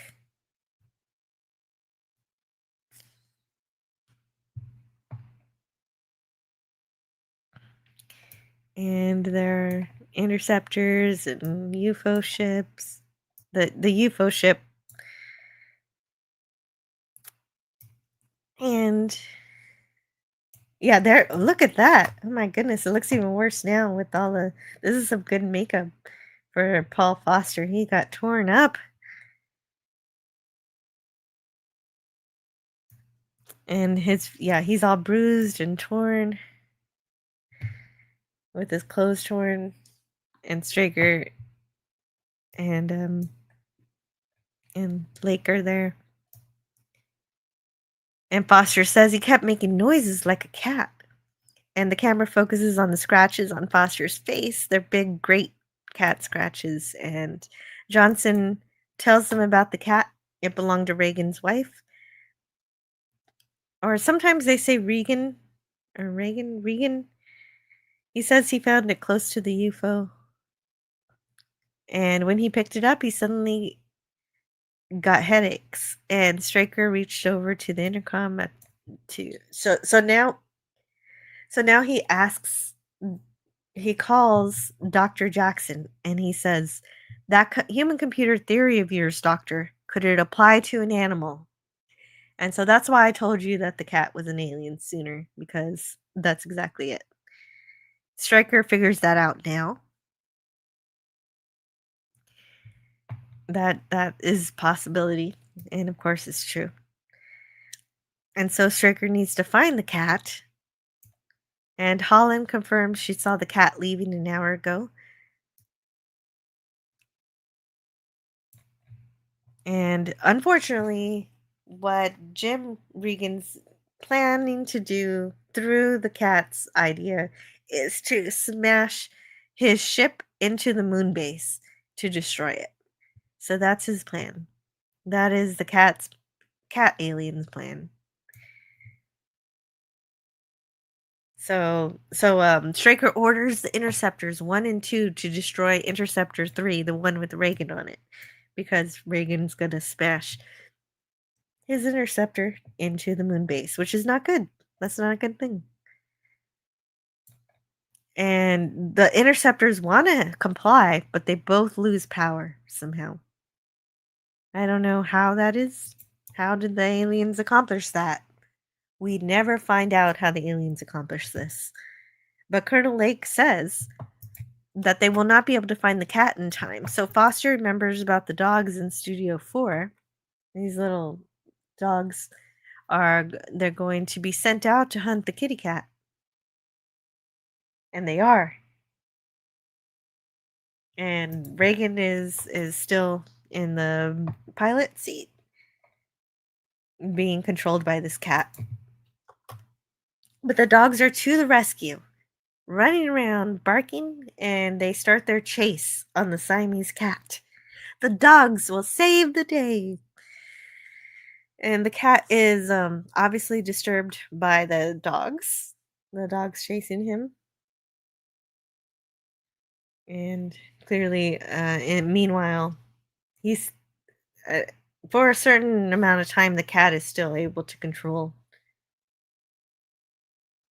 Jim Regan, and he's about to smash into the moon base. And so we've got all the dogs from the dog food commercial chasing the cat, jumping over the wall, doing all sorts of tricks.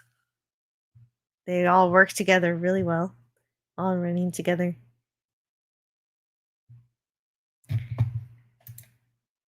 And there they go. Jim, your name is Jim.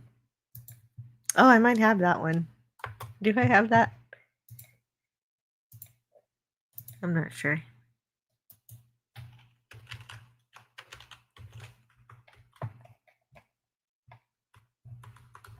Maybe not. I have it somewhere, though. Anyway, I read it, so that's good enough. Everyone has blue eyes? Well, the Siamese cat has blue eyes. Cat scratch fever, says Franco Walker. And Gavin Blackburn says, Michael Billington, the best Bond we never got. Oh, I would love it if he would have played Bond. Oh my goodness, I would swoon. Keith E says, to find the cat, just run the space cat food opener. Oh, that would have been a much better idea than sending all these dogs after the cat. Time's up, cat. And hey, wow, I've never got this before. I've been told here that Ben from Cinema Gulp reposted the stream. Thank you, Ben, if you're listening. Thank you for listening, and thank you for reposting my stream. Wow, that's awesome. I've never got a report like that before. Invest in municipal bonds, Stryker. What? The plot of the show was never really based in reality. No. No, no, no. But my goodness, was this a fun one? Why not? Why not? Hey, why can't aliens reprogram my mind with a Ouija board and reprogram a cat to control me? Huh. The internet help desk. What sounds so unrealistic about that? The Padawannabe says, "Good day and weekend to you all." Anti-derivative Jill has such a nice, relaxing voice to start a day off with. Sorry for the name shortening. If it's tough to tag on my phone. I don't know if I can do that on my phone. No, you're right, Padawannabe. It's almost impossible to tag on the phone. On the computer, it fills it in for you, and so you just click on it. But here, yeah, no, I got you. I got you. You did just fine. Triple A rating. What? You can't beat a classic episode of UFO. That's right. That's right. Well, this one is really well shot too. I love the pacing and the way it looks, and the the funny spinning it does during the seance scene, and the cat view. I love the cat cat eye view. Lots of fun stuff to look at. Jill is on the Times Square Jumbotron. What? All right.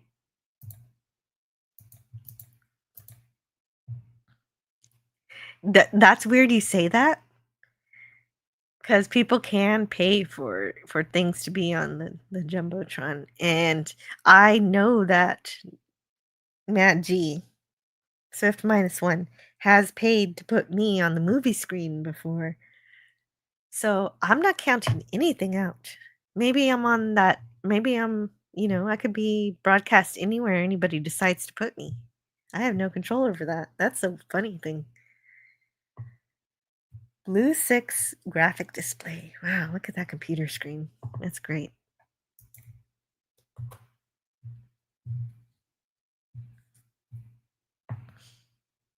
And so Interceptor 3 is getting closer to the moon base. Dogs are running. The cat. Okay, so this is the part where the cat screams and is upset. And we don't see any violence, but we're pretty sure there's violence. And I'm so sorry for the kitty. Rest in peace, Jonas. I believe, unless all those dogs did not hurt the kitty. And you know what? I'd rather just pretend all those dogs did not hurt the kitty, and they just like tumbled around and started playing, and nothing bad happened.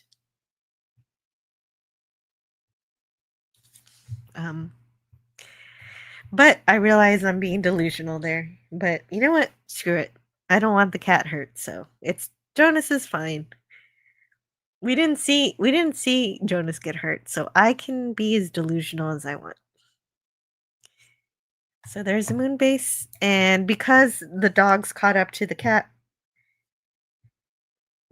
can no longer control Reagan. Jim Reagan cannot and so Jim Reagan now has control of his own body and of the ship.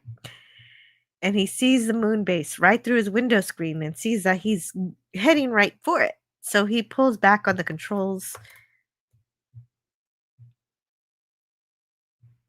1,000 pot loose. And he pulls back on the controls, and he barely just misses the moon base and explodes right on the surface, because he's already on a trajectory to smash into the moon no matter what.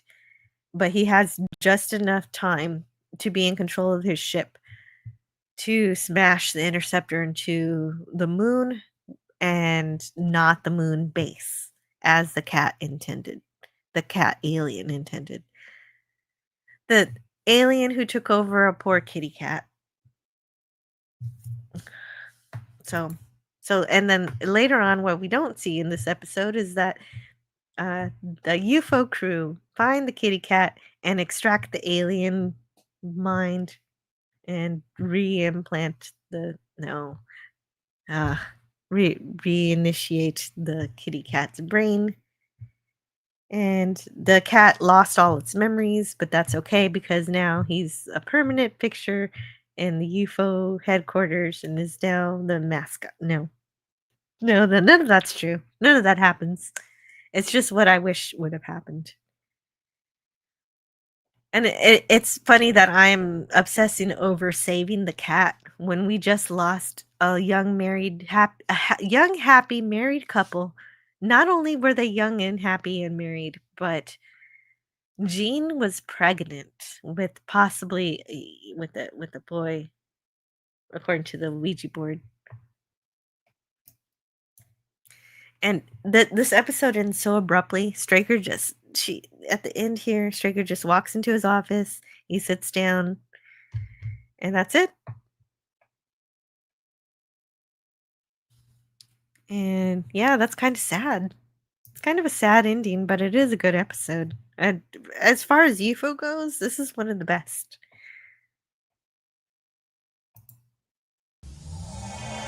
And oh, I have to thank you so much for supporting the channel, Old Man Bird, who says, "Do you prefer cats or dogs?" Well, oh, you couldn't see the slides. Oh crap. That happened for a long time, didn't it? I wasn't thinking about it. Anyway, you want to see? Yeah, I'll just play this while I talk about Eugene. So I'm just gonna play the slides that I talked about already. But I told you the story. You can essentially listen to my live stream without any pictures at all. The pictures are just extra fun. Dear. Well, at least it's better than being muted, right? I'm improving a bit. Another $10, that's $20. That's true. Okay, so as far as the question though, I do love dogs. They are incredible companions who actually care about you and want to do things for you. So I want a dog, but it's a big commitment and I haven't been in a situation so far in which I believe that I'm ready for a dog. I'm not going to have one until I know I can take care of it alongside the family that I'm already taking care of. And that's how big of a commitment. So dogs are a bigger commitment. Even though the rewards from a dog are greater, I think, socially from a dog than a cat. They're a lot more work. So right now I prefer cats. Cats are easier. Maybe they're a little less willing to do your bidding, but they still show you love. They'll still cuddle with you and hang out with you. And when you can even go away for a whole day and they won't be upset. You give them enough food and water, then they can usually take care of themselves by and large. You just gotta come back and they'll be mad at you when you come back. They'll start yelling.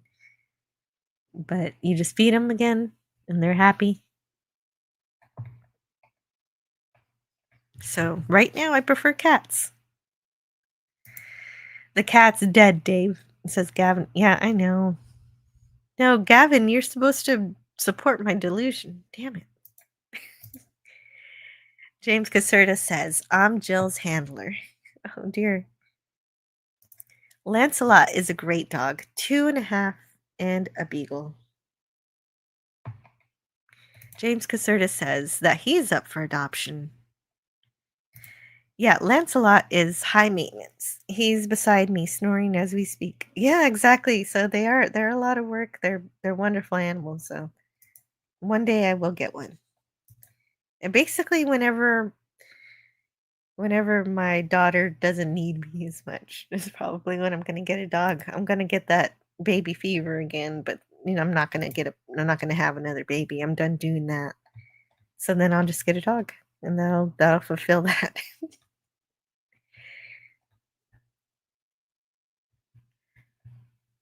And true. Can James Caserta get even one like? I don't know. Cats and computers hate me for good reason. Well, in this case, this episode was kind of like a computer being installed into a cat, but it was an alien mind being installed into a cat. Franco Walker says my cat joined in everything I did. Aw. Yeah. Yeah, a lot of times you'll find my cat on top of my chair, just sitting up here. Breaking news, the factory is closed. Factory? What factory? Well, okay, so we're done talking about UFO. We've got plenty of time to talk about other stuff. You've got a link to the show, you want to show up, you feel free to show up anytime you like. I think members to the channel have a link, and there's some Twitter groups where I put the link in. But yeah, I'm letting the slides play since I didn't have them played for this entire time. The baby factory. Yeah, that's right. The baby factory is closed. This is true. No more babies. Unless I have a oopsie. You never know. I even have a record. Oh no. I even have a recording of my cat playing the keyboard. What? That's so cool. A real life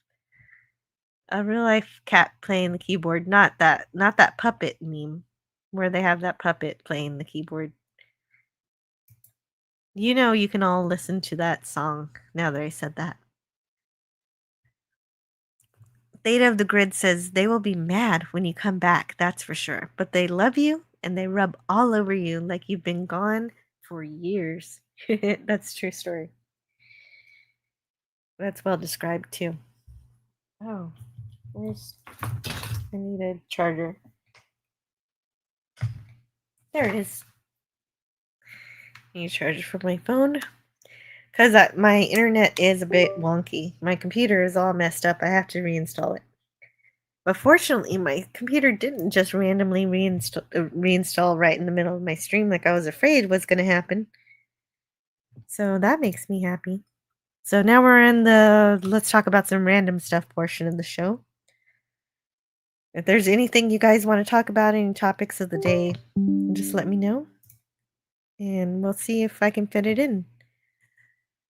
Gavin Blackburn says, I watched episode 3 of Strange New Worlds. It was awful. They are stealing from The Walking Dead now. Oh, I heard about that they've got zombies. They got zombies now. Well, right. I mean, it makes sense they're doing more horror because they turned the Gorn into alien. They turned them into xenomorphs.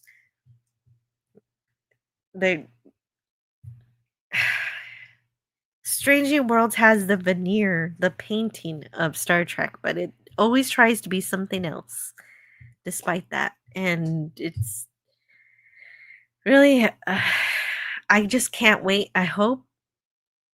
It does seem like to me that Skydance is trying to get rid of the programming that is not making them money.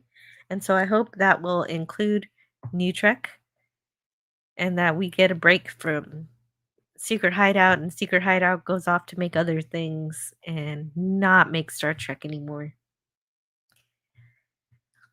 It's not like I want to see all these people fired or anything. They're not responsible for Kurtzman. It's just him that I want him to go and not be making Star Trek anymore. So, but the only problem is that Kurtzman owns Secret Hideout. So he does have to go. And the whole thing has to go. All of Secret Hideout has to stop making Star Trek in order to move forward.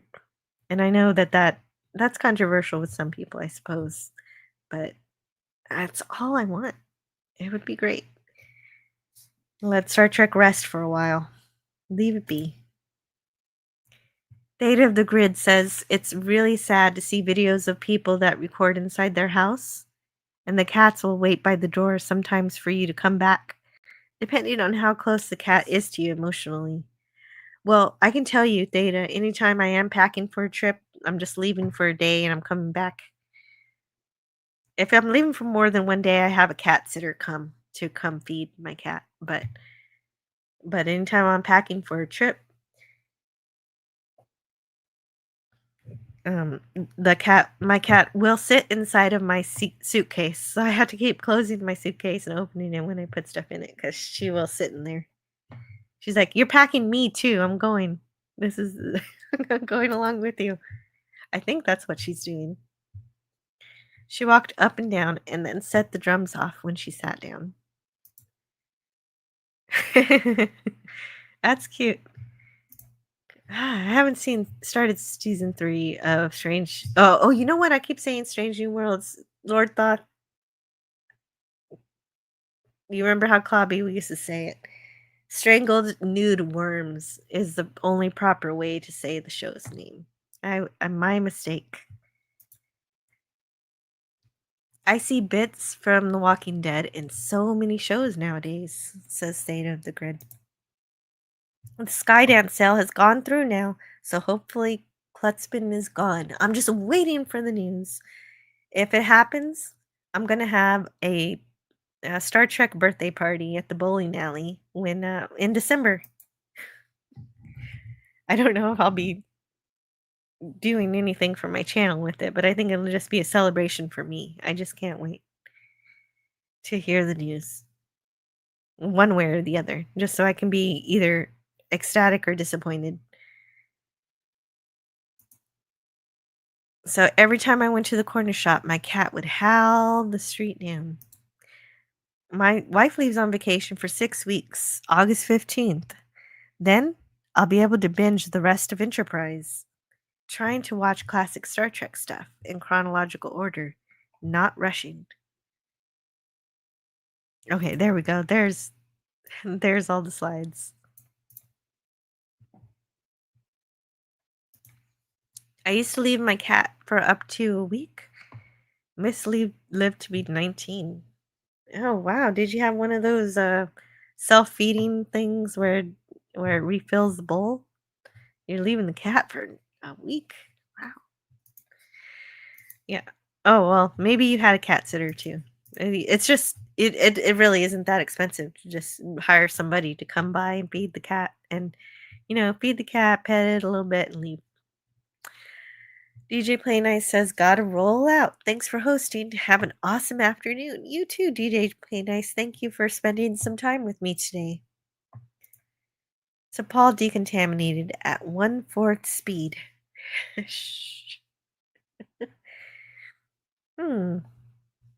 Yes. Rest in peace, Clubby. And yeah. Yeah, he always made me laugh too. I miss him so much. And DJ Play Nice says, all y'all be safe, have fun, take care of your crew, and rock. Yeah. I bored my cat. The last time she came back not wanting to leave my side. Aw. Wait. Oh yeah, the slides are gone again because it's over. The slides are over now. Unless you just want to see the random things on my background. In this case, it's that that character from that episode that looks like Satan, but it's not really Satan. It's an alien in the center of the galaxy. Yay! And of course, Star Trek: The Animated Series. Oh, look, it's another UFO episode. So yeah, my random stuff in the background is fun if you like that.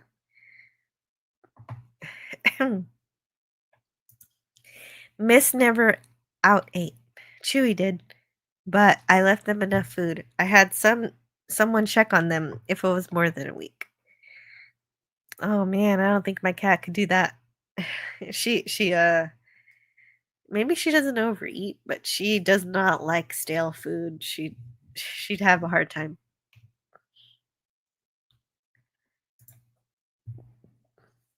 Yeah, I'm sorry, Theta. You missed out on someone truly fantastic. I wish you were still here. My Saturdays just aren't right now. I do what I can to have fun on Saturday, but they're just not right anymore. Data says, no, I just wanted to make sure that you knew, just in case. Oh, thank you. Thank you. Yes.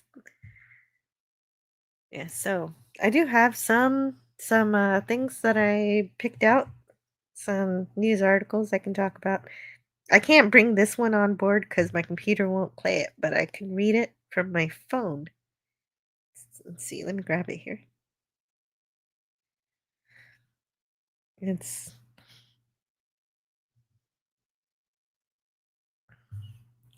oh, Brogu's got to go. Enjoy your weekend, everyone, and Jill. Have fun with your wonderful family this weekend. This is the way. Bye. Bye, Brogu. I hope you have a wonderful weekend too. And I hope to see you around. We'll see if we do see you around. And if anybody's got anything they want to talk about, just let me know and we'll mention it. Let's see. Oh, I wonder if what is this? Oh, okay, gotcha. Do I want to read this one? Let's see.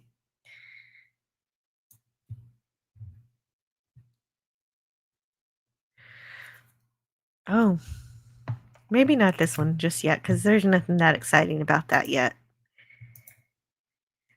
So something that's coming out this coming month in August that I'm looking forward to. If there's something any of you guys are looking forward to that's coming out, let me know and we'll talk about it. But I'm interested in Alien Earth. I won't be doing any like in-depth reviews of it, but if I actually do watch it, I might let you guys know what I think about it as I go along through it. Because this is something I can't ignore. It's Alien, and I hear that Noah Hawley is not a bad storyteller. So I've got to give it a chance. If it's possible that it might be good, why not? And the only thing that makes me leery that it will be good is that it's kind of a prequel before Ripley. So yeah, before Ripley. And James Caserta says, "See you around the galaxy." Is that Chibrogo or are you leaving too, James? Let me know. Data the Grid says my birthday is going to be releasing in select computers on August 24th. Wait a minute. So your birthday is on August 24th, but why is it going to be releasing on select computers? What does that mean? Data, you got to explain yourself. It's possible, but unlikely. Oh, Gavin does not have a whole lot of hope for Alien Earth.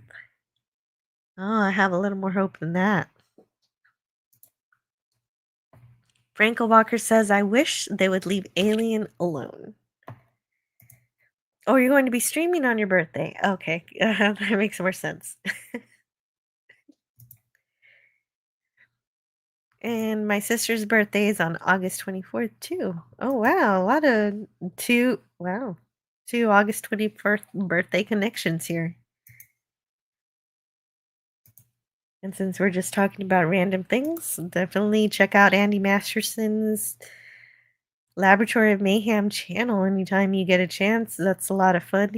He's a really inventive artist and he creates, he basically one day his children wanted well, I think that the story actually started before this, but basically his kids wanted some action figures and he figured he could make them better and cheaper. And that's how that started or continued from the point in which he started doing that. And there's a really touching video about him making one for his brother too. Gavin Blackbird says creatives don't seem to be able to make a difference now. We saw many great people work on Star Wars, but all they turned out is constant slop. I smell studio interference. And then there's producer David W. Zucker. In 1979, when director Ridley Scott and screenwriter Dan O'Bannon introduced audiences to their space set haunted house film Alien, creating a franchise wasn't even on their minds. An original story, Alien set up the ultimate claustrophobic horror scenario as a spaceship full of miners get stalked and individually killed by a creature designed by H.R. Geiger, introduced onto their ship. And so then, of course, did become a franchise. We got the 3 sequels to Alien, 2 prequel films, directed by Ridley Scott, and then the most recent one, Alien Romulus, which is kind of meh. It was right between. It was beautiful because they actually used some practical effects, but it wasn't that great. But it wasn't that offensive either. And Alien Earth, written and directed by Noah Hawley, is the first live action story to be set on Earth. And yeah, that is strange. That is strange. As according to timelines and continuity, the alien xenomorph has never been referenced as setting its claws on the planet. And recently, Sci-Fi Wire was invited to select press to fire those kinds of questions at Holly. Let's see. Okay, let's see what questions they ask. Alien Earth sits in a very specific place within the Alien franchise timeline. We have placed this show to exist a couple of years before the events of the film, 3 years before, Holly said. Yet he added that he hasn't really worked out the minutia of the timeline as some might have expected. Really? Oh, that's not a good sign. That's not a good sign if he's not worked out the timeline. He says it's a tightrope. I'm not afraid, but it's a tightrope. Although, the fact he hasn't finished it is worrying, but the fact that he knows that it is a tightrope, it's something that he needs to be careful with, is a good sign. So, a good sign and a bad sign, all in 2 sentences. And here it is. This is good. Holly was asked about the logic of anyone knowing about the xenomorphs prior to Alien, which is presumed to be humanity's first contact. Yeah, that's my problem with it too. And so, if you remember the movie, Nostromo gets sent to this planet. Clearly, somebody knows about the creatures, right? Clearly, what? How's that clear? That's not clear. No, you've got to make that clear. That's your job, Holly, to make that clear. That's clear to nobody. Ugh. He said of Wayland Yutani's corporate intel, they knew enough to send them there. Yes, that's kind of true. They knew something was there, and the Wayland Yutani wanted to explore it, but not that they knew what it was that they were exploring.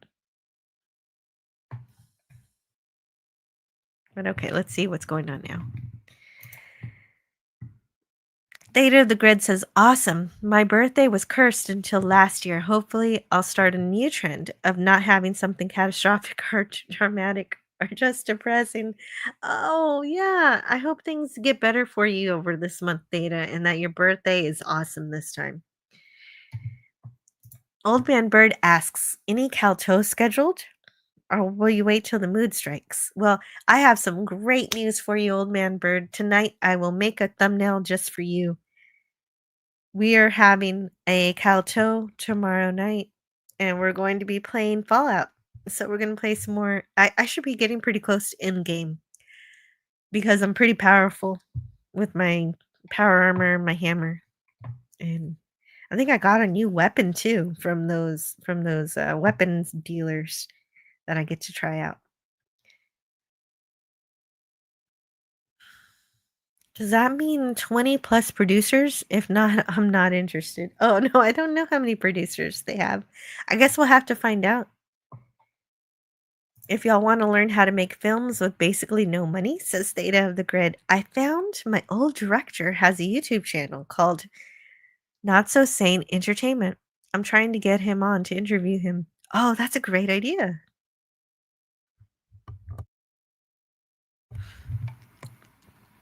How can he have a prequel set on Earth?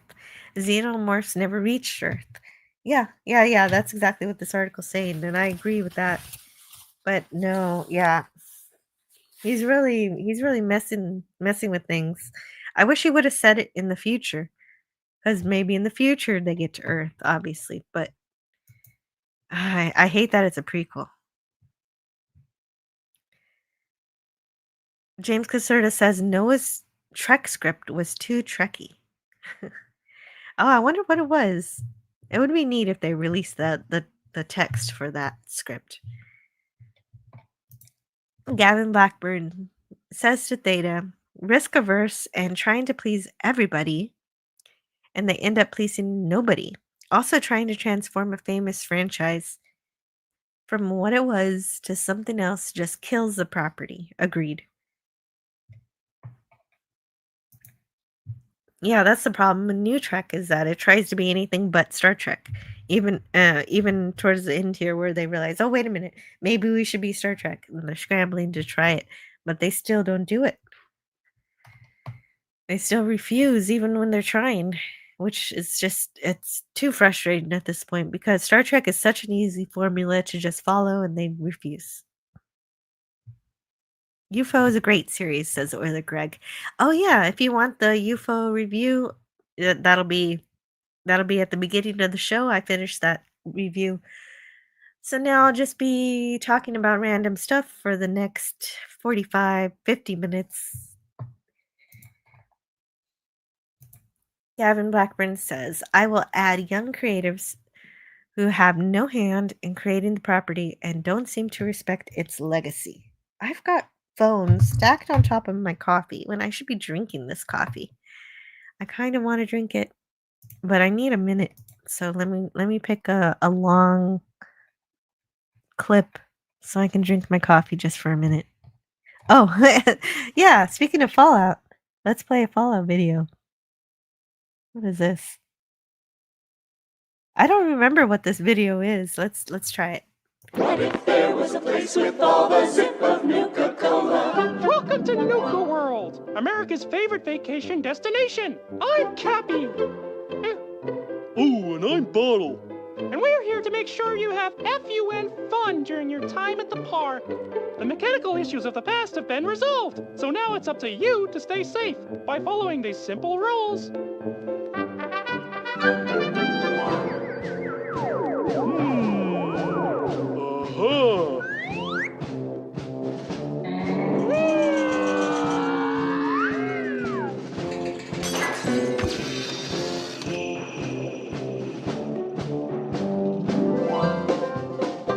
Golly, it's a nice view. Are you certain we're allowed to be here, Cappy? Don't worry, Bottle.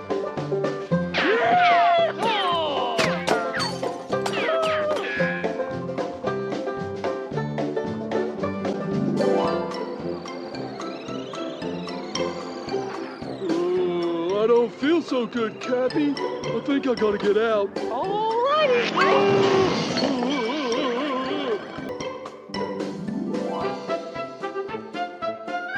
Hey, Bottle, how's about an ice cold Nuka-Cola? It'll perk you right up. Oh, boy. A vacation that refreshes, a trip you won't forget. A park with every minimum acceptable safety standard met. Quench your thirst for adventure at Nuka-Cola.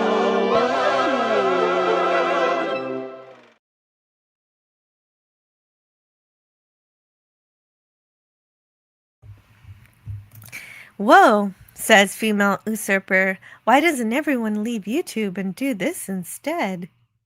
What? And Theta of the Grid says, I clipped it. What did you clip? Oh, okay. Someone.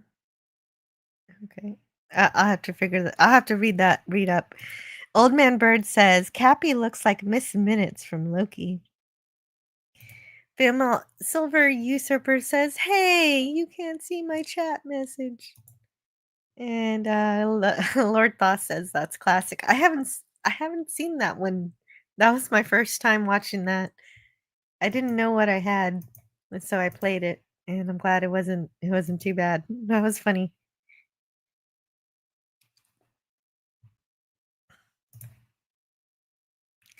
Oh, Theta of the Grid says, I clipped the part where you said, yeah, I'm pretty powerful with my new armor.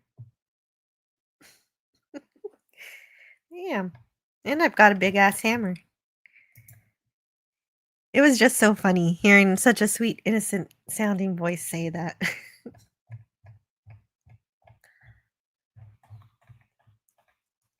And so, let's see where I was in the Speaking of the looking through the chat, whether Greg's here.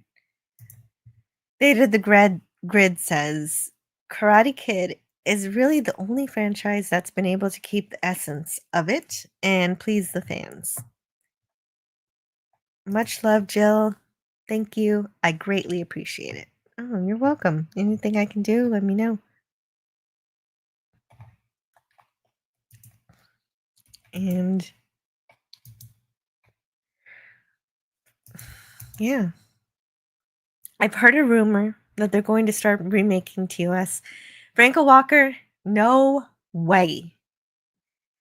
Data the Grid says, oh no, that's just Akiva Goldsman trying desperately to say whatever he can to save his ass because he doesn't want to stop destroying Star Trek. So he wants to just, I don't know, they're going to start throwing everything against the fire here. They said, oh, well, you know what?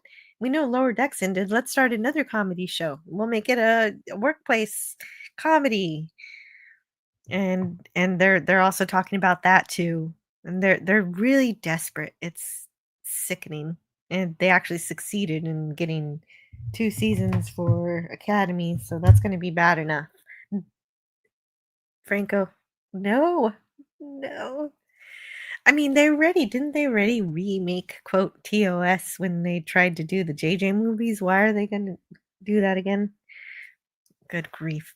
Yeah, no, I know Akiva Goldsman was talking was trying to scare us with that talk. Cappy looks like Miss Minutes. Yeah. I hope not the new Kirok in Strange New Worlds is bland and has no machismo. I don't even recognize him as Kirk. I haven't seen the new stuff here. I haven't Strangled News Worms. I only watched 2 episodes last season, and I just watched the gimmick episodes. You know, the one that ties it into a cartoon. They're both ridiculous episodes. The singing one. I didn't bother with Strangled Nude Worms last season. So why should I do it this season? Unless somebody wants me on their show and wants me to review it, I'm going to avoid it. And I'll watch the nitpicking nerd. If you want somebody cool who I really love as a Star Trek reviewer who's really good with New Trek, the nitpicking nerd rocks.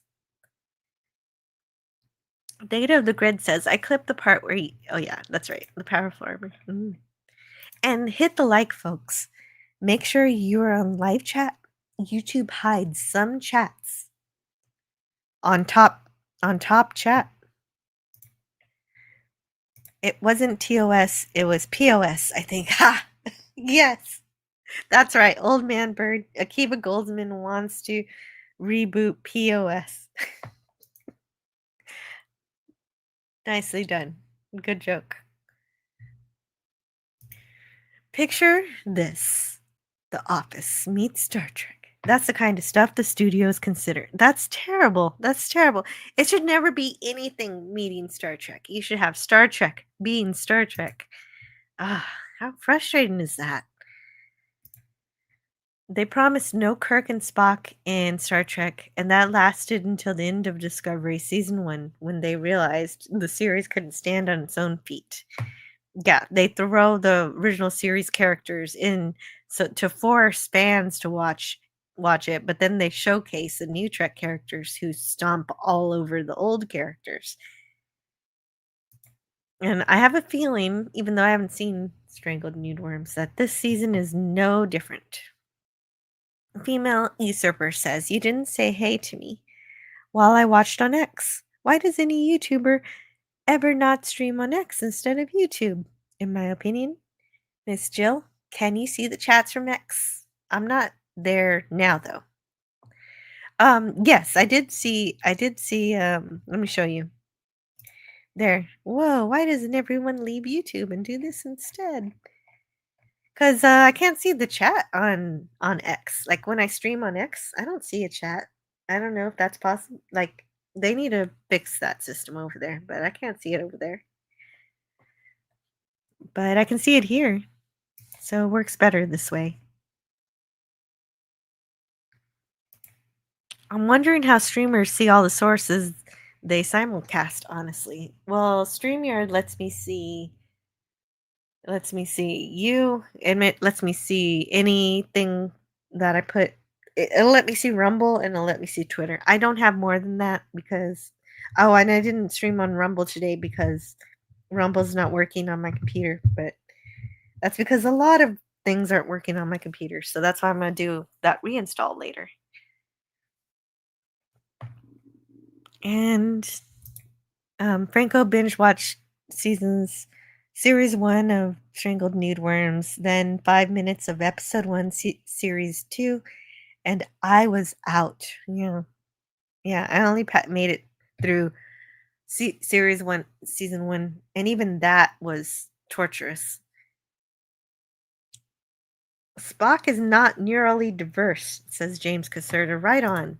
Spock does not have dyslexia. I don't care what anybody says. Oh, okay, but it's the future. Yeah. Well, let me know when the future is ready. Theta of the Grid says, yeah, I agree. That's why I don't stream on X anymore. Either. Plus, X doesn't. Wow. I don't understand the end of that sentence. Allow? A lot of things for me. Oh, okay. Your autocorrect really does mess things up.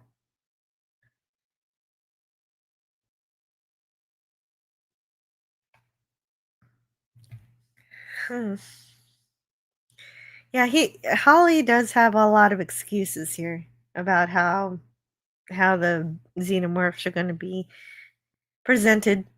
He says that's the interesting thing about the lack of mythology is these people who find the first eggs have been out of contact with Earth for who knows how long. So there is this gray area that we can play in to try to create something with as big a scale as possible to justify the title while still making it credible to the rest of canon. We know that Ripley ends up in an escape pod and is found 57 years later. So we really have no idea what they know on Earth about what happened on the Nostromo. Is my challenge really figuring out what happened in those 3 years? Or in the 60 years before she comes back? Yes! Those are all active questions that we're discussing. The great challenge of it is the constraints. And creativity is always better with constraints, as that's where innovation happens. See, that's a good line. Creativity is always better with constraints. That is true. Because you've got to live within the constraints of the universe that's already built for you. And I do believe that Holly is conscious of that. So that's good too. So I guess we'll see.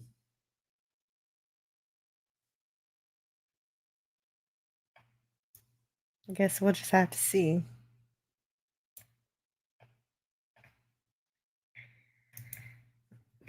And I guess Wendy is going to be, I guess, one of the main characters. It was never a question. I always saw Fargo as a female franchise because of Frances McDormand. And Alien is the same because of Sigourney. There was never a moment where I thought, oh, the lead of Alien Earth should be male. Oh, so Wendy is the lead. Okay, whoever Wendy is. But Aliens Newt and Hudson were an influence for Wendy and the Prodigy kids. Okay. An important conceit of the hybrids of Alien Earth is that they feature the minds of formerly sick children whose consciences were transferred into the hybrid created bodies of healthy adults. Oh, weird. Holly frequently uses the imagery of Peter Pan and his lost boy orphans created by author J.M. Barrie for his book Peter Pan, or The Boy Who Wouldn't Grow Up. Human nature is certainly front and center, Holly says, of what the series is exploring.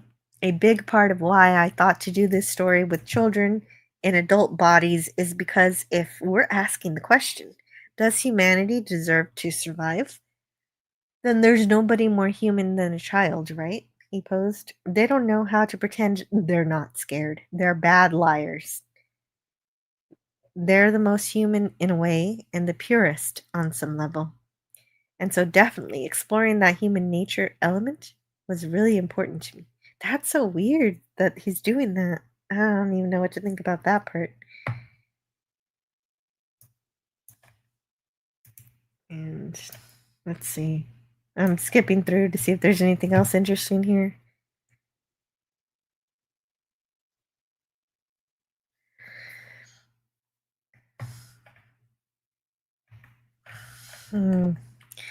When audiences watch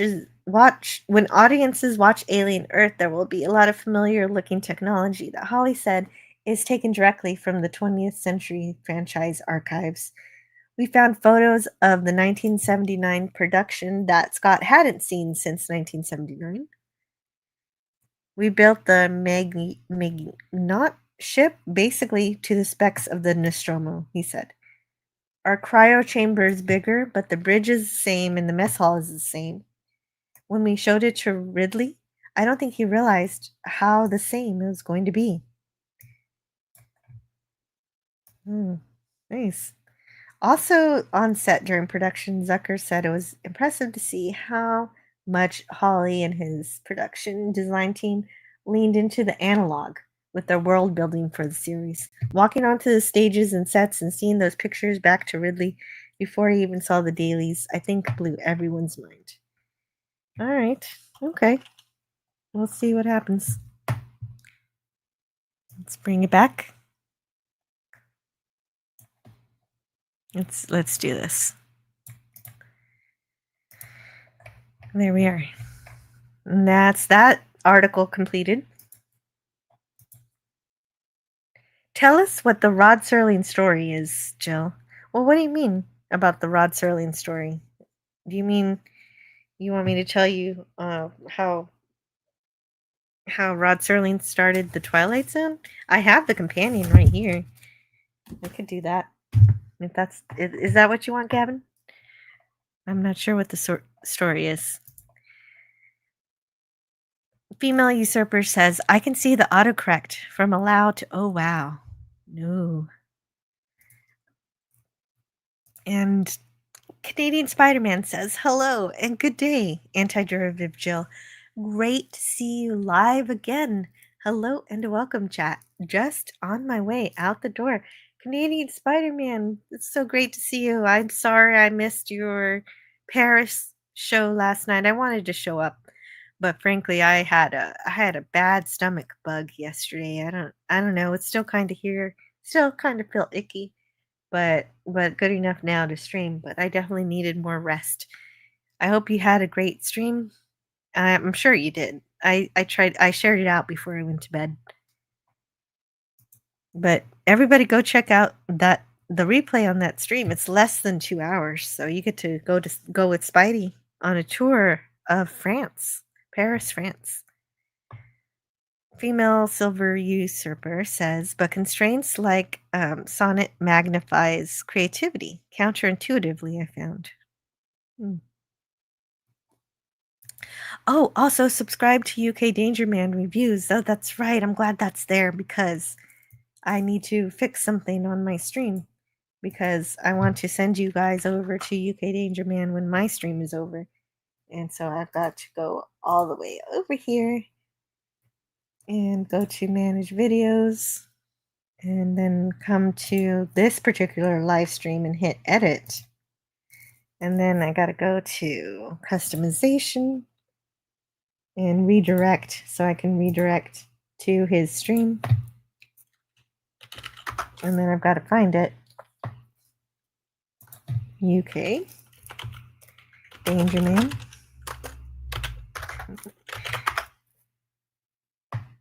And there he is. And so he's going to be having his 10 Ford during what is his nighttime. Let's see if I can find it.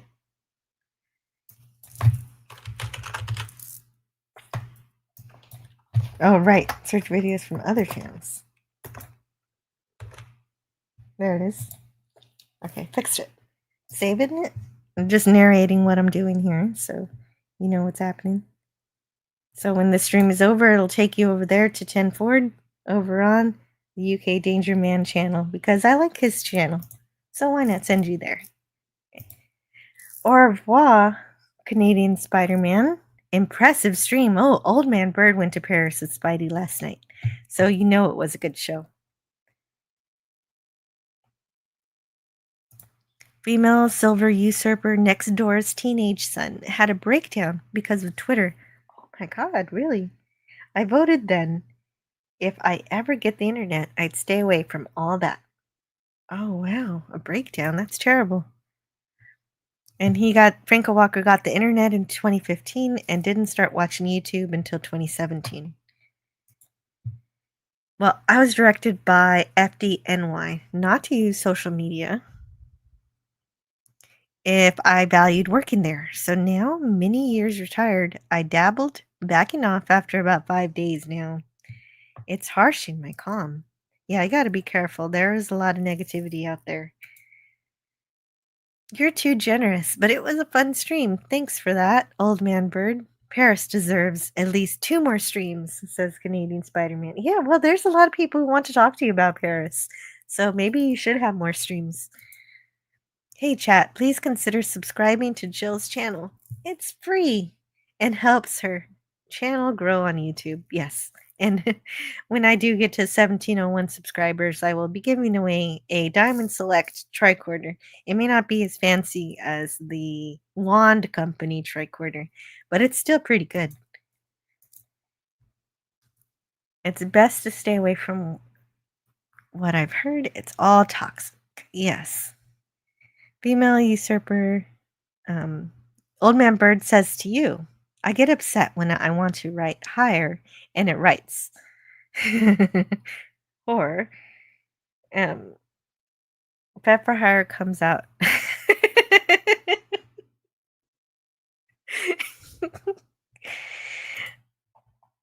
No, there was a link on the page you were reading. Even commiserating with the stream guys on X, I found harsh as my calm, which surprises me, Franco Walker. Rotaviruses are tight, Jill, says female usurper. I had a really bad stomach bug last Sunday when I was supposed to do my Sunday stream. It was awful. I had to cancel it. Yeah. Well, glad you're better now. Steve, the spider swings through. Yeah. Yeah, Spider-Man swung through. True story. Can creators in the UK get in trouble for comments or chats that the UK government finds no longer legal? Don't want to endanger anyone, says female silver usurper. Yeah, no, definitely. I hope you guys are being careful. That's terrible that you have to worry about that. What kind of world is it? Sentai Ranger Donnie's here. Hello. 4 days before Power Rangers Day, says Sentai Ranger Donnie. Enter UK Danger Man's command code. Lower his shields. A lot of the same people are on X, so I started to interact with them, but somehow, some way, it still harshes his calm. Oh, that's unfortunate.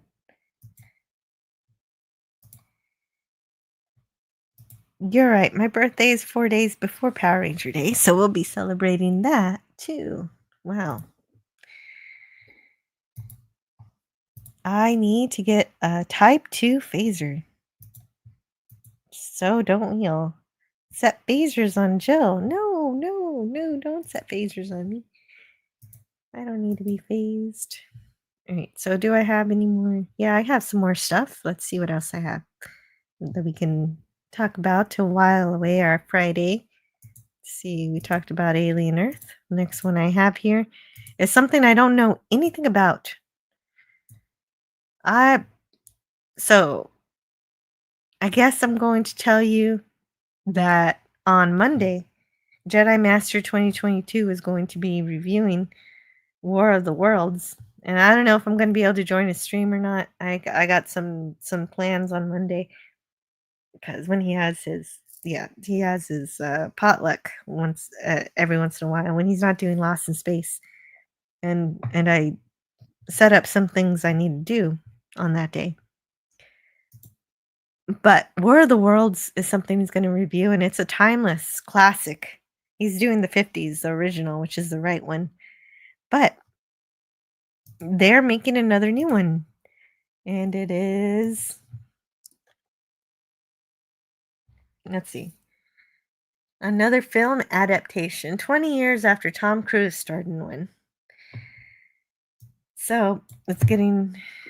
And Ice Cube is at the center of it. So Ice Cube. Who wants a War of the Worlds with Ice Cube? I'm not sure. I don't want a War of the Worlds with Ice Cube. So it's going to be on Prime Video on July 30th. And it comes from producers Patrick Aleo and Timur, a name I cannot pronounce, Bekmambetov, with a twist that's very 2025. Wait, what? Oh, it's with the twist. I don't like twists. I do like twists sometimes, but we'll see. The story unfolds through the digital devices we use every day. Think alien invasion meets mass surveillance told through smartphones, laptops, and security feeds. So War of the Worlds, if you had a smartphone. A visual language designed to feel real. So, directed by Rich Lee, this War of the Worlds follows Will Radford, played by Ice Cube, a Homeland Security cybersecurity analyst who monitors threats via a vast surveillance network. But when an attack by an unknown entity hits, Will is forced to question everything he knows, including what the government might be hiding from him and the rest of the world. Bekmambetov released a statement explaining his vision for the film along with the announcement. I hope it's more than that, because War of the Worlds is a very human story, and there has to be a lot of core humanity in it, and people getting together trying to survive. So if it doesn't have that, I don't know. Anyway, Bekmambetov says it'll be exciting for audiences to watch the movie and ask for themselves, if aliens invaded today, how would we experience it? Most likely we'd be watching it on our phones. In that way, it's kind of a modern spin on Orson Welles' War of the Worlds. Back then, he used radio, the most popular technology of the time, to make people believe the invasion was real, the invasion from H.G. Wells. Today, that medium is the screen of our devices. Okay. The cast also includes Eva Longoria, Clark Gregg, Andrea Savage, Henry Hunter Hall, Eman Benson, Devin Bostick, and Michael O'Neill. And it was written by Kenneth Gold, Mark Hyman, and Charles Ansel on editing.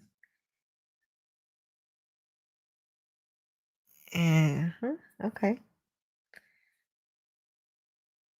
When catastrophes happen today, says Aleo, we experience them through our devices. That insight shaped the storytelling and tech we use to create this immersive thriller.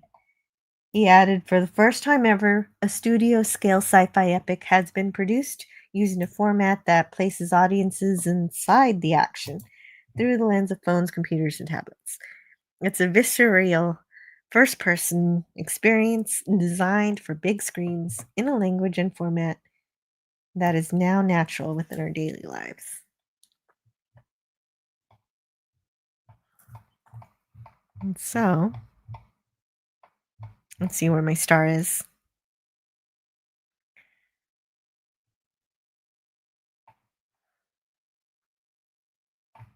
And let's see, but constraints, that's good. Let's see. There was Canadian Spider-Man swung through. I'm trying to figure out where I was. I thought I put a star, but I lost my star.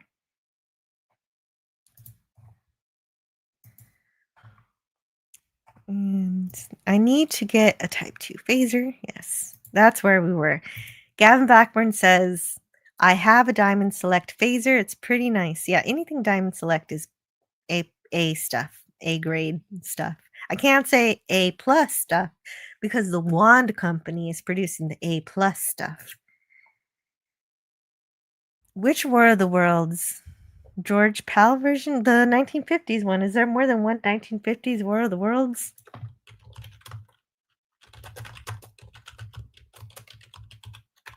Let's see. Oh, there's so many. I probably 1953.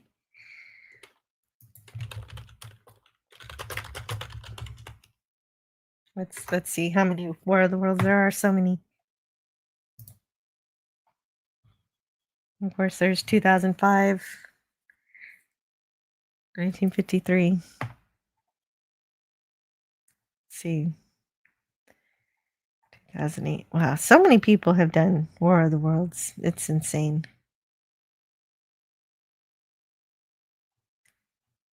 Oh, there was one in 1967.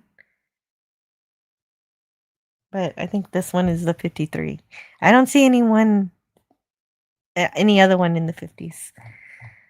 So yeah, Jedi Master is going to talk about the Gene Bear, the one with Bear London and as a writer along with H.G. Wells. Did H.G. Wells work on the screenplay for the original War of the Worlds movie?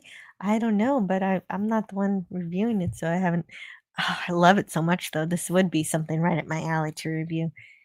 I guess if I have time to rewatch it, because I know I've seen this before, maybe I'll show up. Byron Haskin, okay, is directing. And it stars Gene Barry, Anne Robinson, Les Tremaine. That's the original. Yeah, I have the tricorder from Diamond Select. I've had the phaser before, but my ex took it. Oh my goodness. Sorry. Franco Walker says, no thanks. It's going to be a modern retelling of War of the Worlds. Yeah. I mean, I'm still kind of interested, but yeah, it doesn't seem too promising because it seems like it's stripping it of its humanity. Jill is starting to recognize and remember me from the future. Oh man, what does that mean?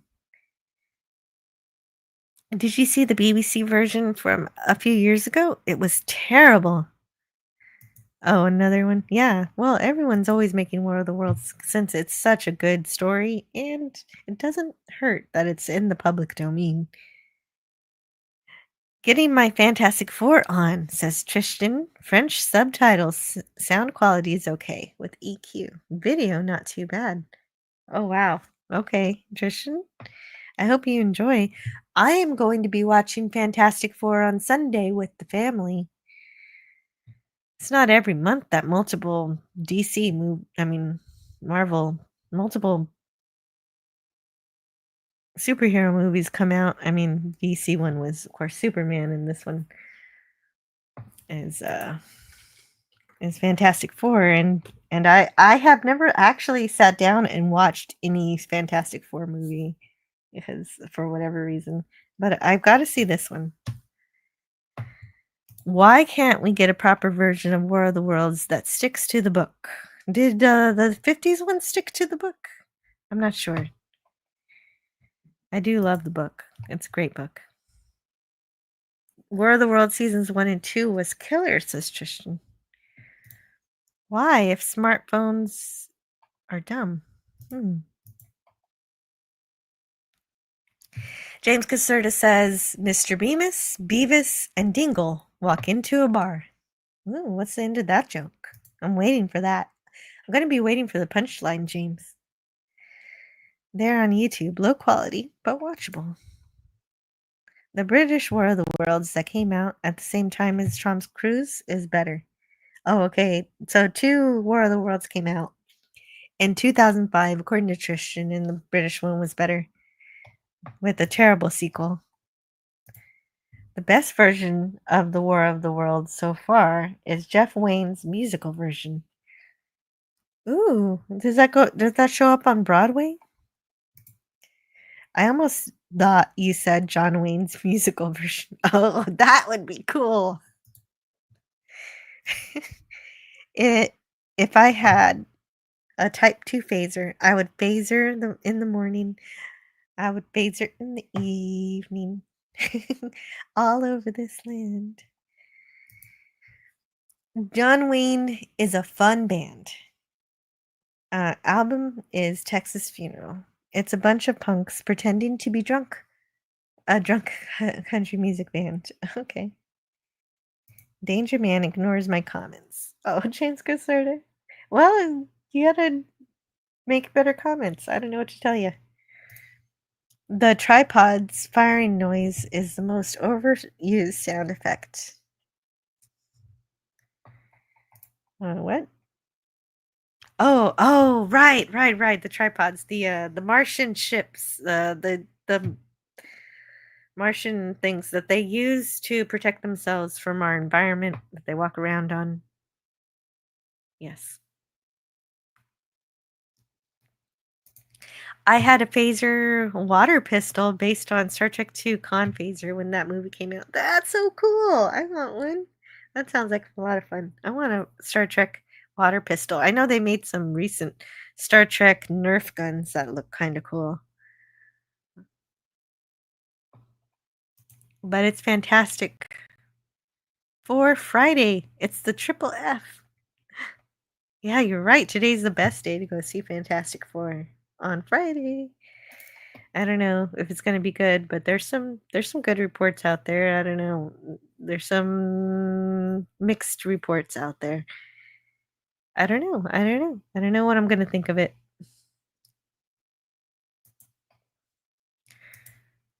And the chances of anything coming from Mars was 1,000,000 to 1, they said, but they still came. Alua. Ron Tracy was phasering morning, noon, and night, says Gavin Blackburn. War of the Worlds is one thing, but 1984 is one that had multiple versions made right after the book came out.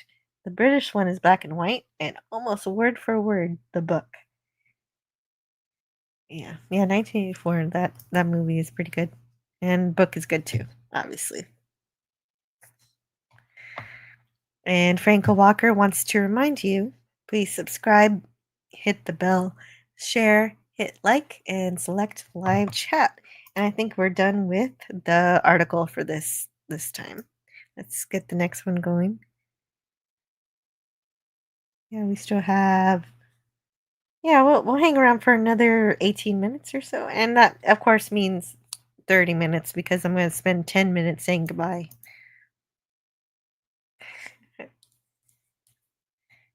John Wayne singing and dancing.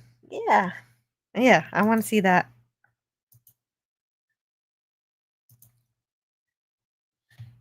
All right, next one. No, we don't want that. Let's see what else I had on my list.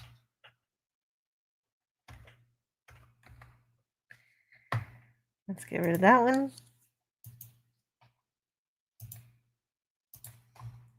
Let's not talk about that one. Oh, this one. Well, yeah, speaking of, well, I guess I seem to be finding stuff having to do with public domain stories that people are making profit off of. That Star Wars was a clear ripoff of How Many Lights Do You See, Picard? Oh, that's Star Trek, rather. That Star Trek was a clear ripoff. Okay, you're talking about there are 4 lights.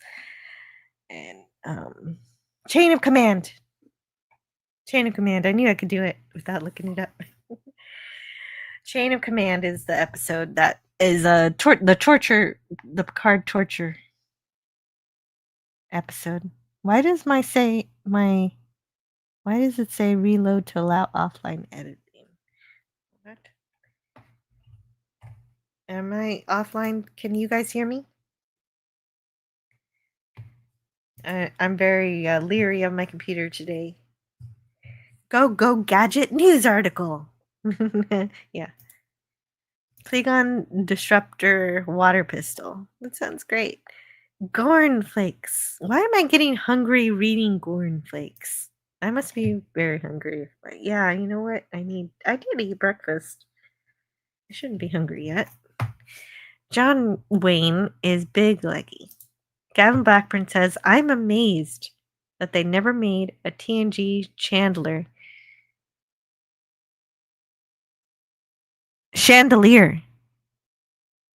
I'm amazed they never made a TNG chandelier as merch. Random chandeliers had either 4 or 5 bulbs. How many fingers in a member? O'Brien said. We can hear you, Jill. Okay, thank you. Thank you. I just had to double check since I don't have anybody here on the panel.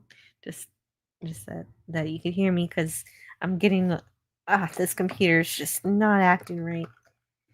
I've got to reinstall it today. It was a bad idea for me to try to reinstall it before the stream. I don't know what I was thinking. But John Carter of Mars animated series to be unveiled at Comic-Con. Exclusive. Michael Koge will adapt the classic sci-fi novels with the estate of author Edgar Rice Burroughs. Yeah, that's right. I was going to say, are you talking like Friends Chandler? Yeah, no, I was mispronouncing chandelier as Chandler from Friends. Yes, Theta. Danger Man is on. Yeah, Super Chicken away. Yeah, enjoy. I'm happy with that. I'm actually going to be quitting in the next 20 minutes or so, so it'll be perfect for me. It's great. He's got a great show that's gives good timing for me to share his stream out. But if you can hang with me, I do appreciate anyone sticking around to hear about what stuff I put in my little list of things to talk about. But no, this an animated Princess from Mars? That sounds like fun. Or John Carter. I know John Carter's part of it, but the Princess from Mars is cool too. The John Carter movie was so close to being good. A shame, but it was also a miss. Yeah, I heard that it wasn't that bad, but it did so terrible at the box office that it has no chance. It has no chance of ever coming back in that format. And Trishan Mendoza says strangled nude worms invention when that actress, I can't recall the name of, dumps liquid nitrogen on the Gorn and smashed its head. The Gorn, the xenomorph, it had a bunch of yellow flakes. I'm sorry, I editorialize your chats. I went, Gorn flakes. I'm not editorializing you, Tristan. I'm editorializing New Trek, which I don't like, and it just you just happen to get caught in the crossfire of my frustration. Trishan Mendoza says John Carter is getting revisited. It was in Variety or something. Yeah. It's an animated series, a new animated series based on Edgar Rice Burroughs' classic sci-fi novel series. John Carter of Mars will be developed by the author's estate and showrunner Michael Koge, with the first sneak peek at the planned series to be revealed this Friday at Burroughs' themed panel at San Diego Comic-Con. Hey, it's Friday now. Is it going on right now? Yeah, I guess so. No? Yeah, maybe. I don't know. It didn't say. Is Comic-Con happening right now? When is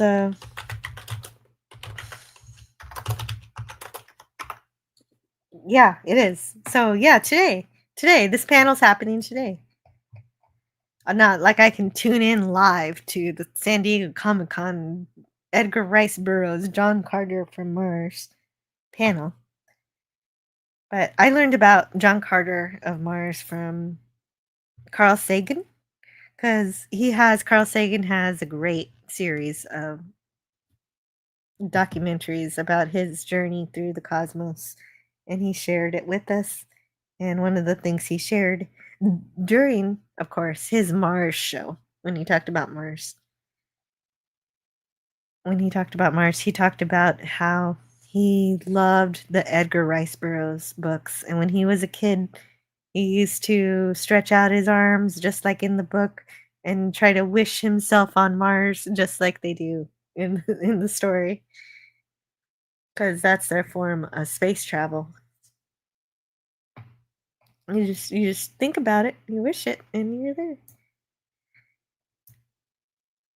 And and when and then in the episode they actually recite some of the book, and I was taken by those words, and I went immediately to go read H.G. Wells.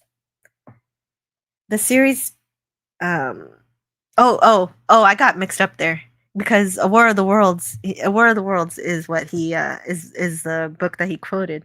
So so Carl Sagan is responsible for me reading A War of the Worlds and Princess from Mars. Princess of Mars book. And of course both Mars related, which is why I mixed them up for a second there. But he got me interested in both of those.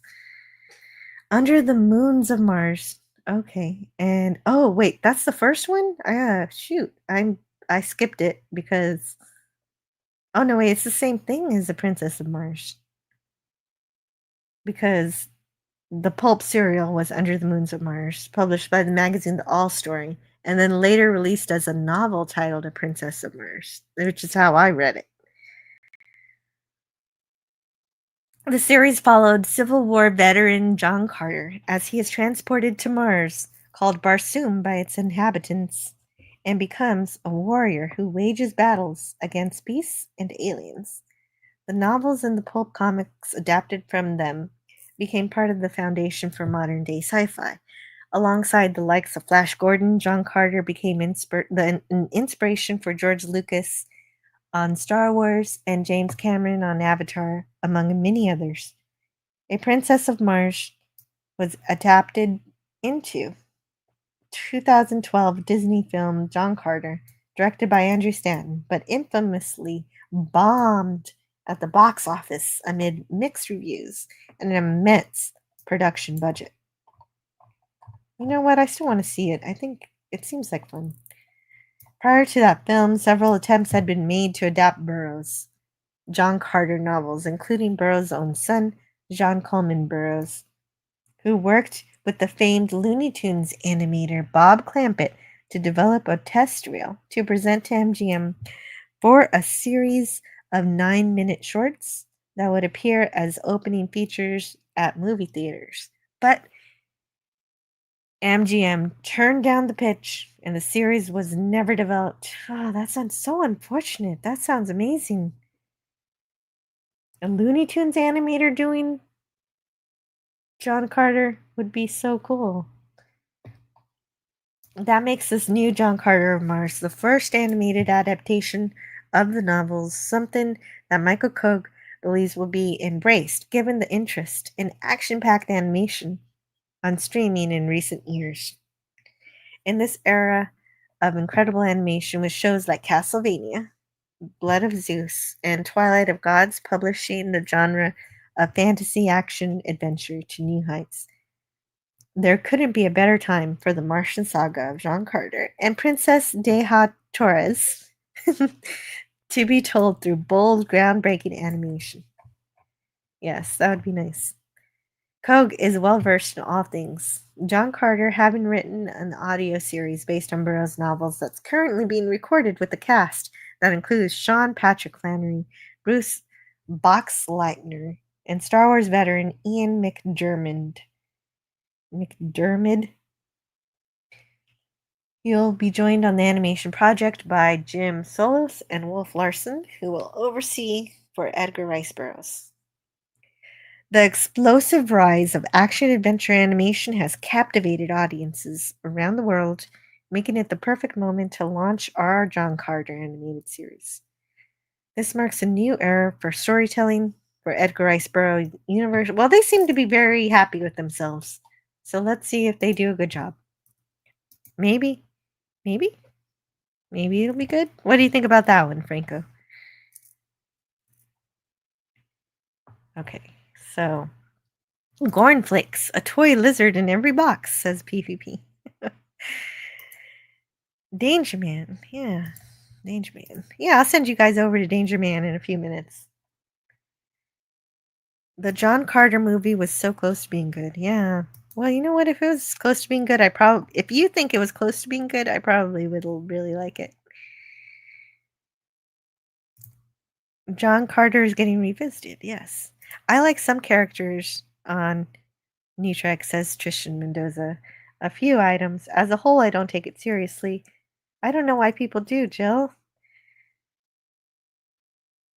Well, that's because I take Star Trek seriously. I love Star Trek, and I don't like seeing it treated like a nothing, like just a parody.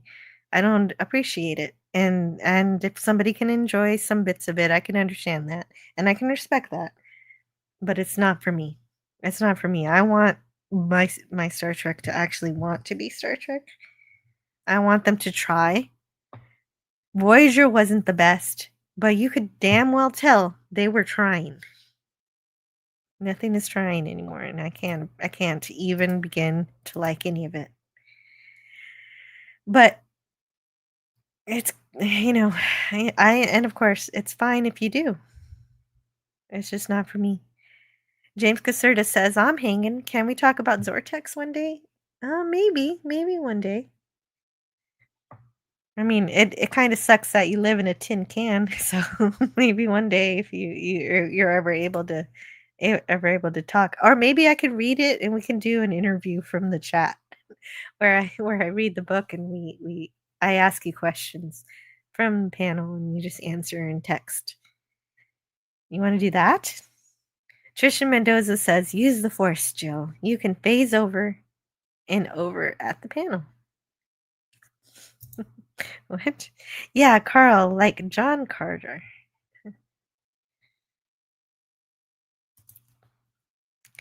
It's like Neverland. You just need to think. Happy thoughts. Jill's shields are badly damaged. No, I don't have the shields up today at all. That's why I've got you. The chat's basically the panel today. Neil deGrasse Tyson was my next door neighbor when I was 10 in 1980. And I was already a Sagan freak. Yeah, Sagan. Carl Sagan is so wonderful. Vampire Princess Miru. Who's that? Hail Avis. Car rentals and everlasting life. Oh, do I have any Orville clips for you? Let me see. Let's play this for you. I'm sure I have an Orville clip or two here.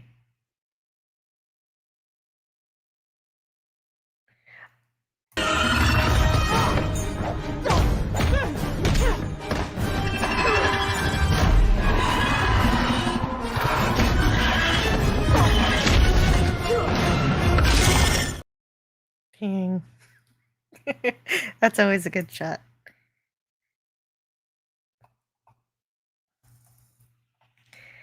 I had a skateboard made of Durex.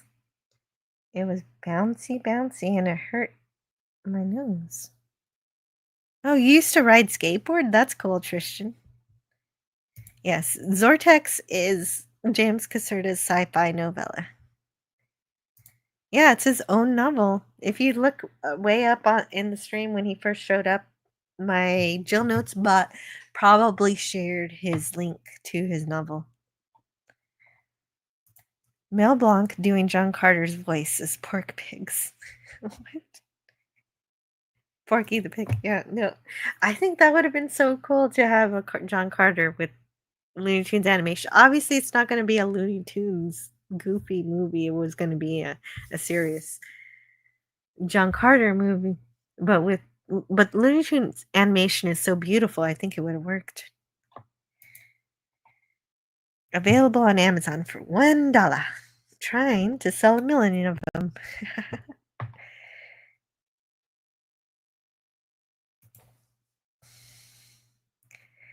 I'm gonna have to start to pay people to read it soon.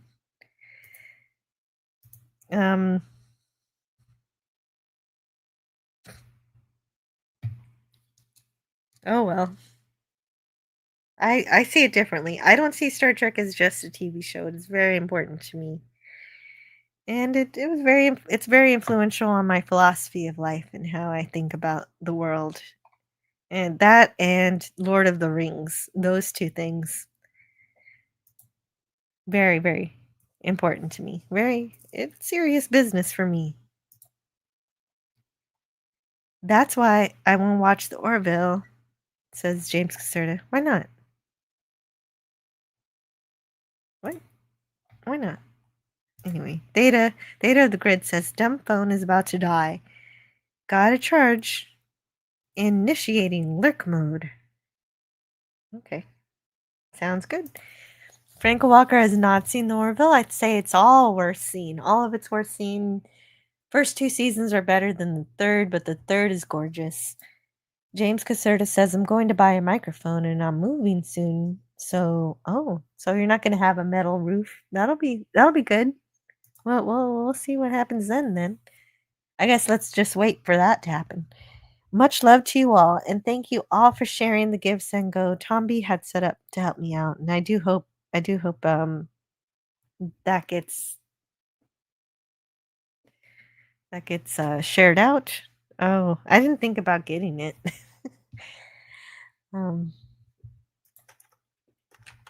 I can't really get to my Twitter right now because my internet's acting wonky, or I'd get that link for you, Theta. I'm sorry. Nothing's working right now. And some things are working and some things aren't working. That's why I'm going to reinstall. But if you're looking for it, just look for Theta of the Grid on Twitter. You will be able to find the Give Send Go there. Trisha Mendoza says the episode where they go to the colony and the flying brain cell things are flying around. Oh, Operation Annihilate! Flying around Nimoy. They seemed most concerned for our safety, Kirk. Yes, they tried to bash our heads in with these clubs. Well, I don't know why you mentioned that, but it just made me happy to know what you were talking about. Jim, what if they went nowhere? Well, Bones, this will be your chance to get away from it all. Huh, interesting. Please subscribe and hit the bell, share, hit like, and select live chat. I was agreeing with you, Jill. I think you misread my message. I was saying I hate how studios are basically doing parody Star Trek instead of giving it respect it deserves. Oh, yes. Absolutely. That's right. And yeah, it's very important to me. But I understand if it's not as important to others. Trisha Mendoza says Jess Bush in Strangled Nude-Worms needs to be cast as Spider-Gwen in Spider-Man. Oh, yeah, okay. I don't know who that is, but I believe you. Twitter and Blue Sky is a garbage scout. Of that, I agree 100%.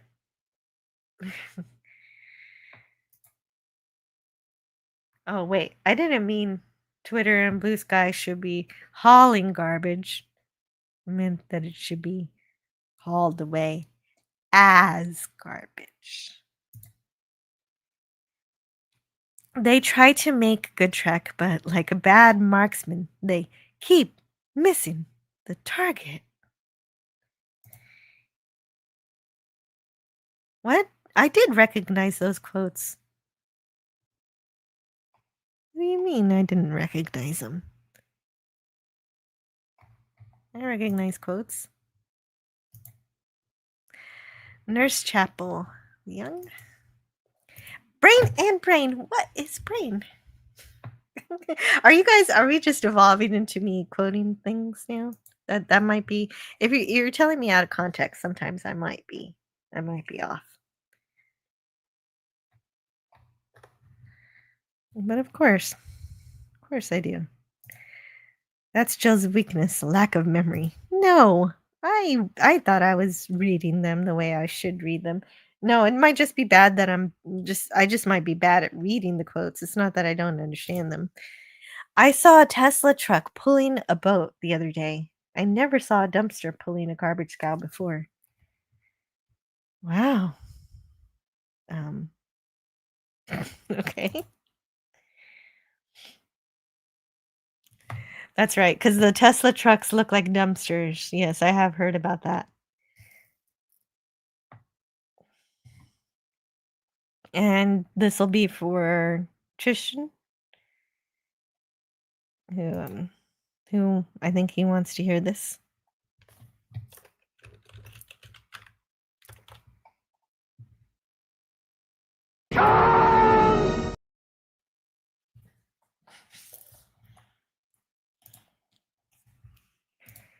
And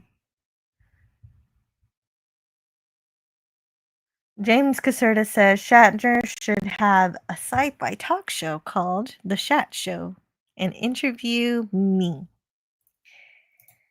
Frank Walker says Jill is memory alpha. Ooh.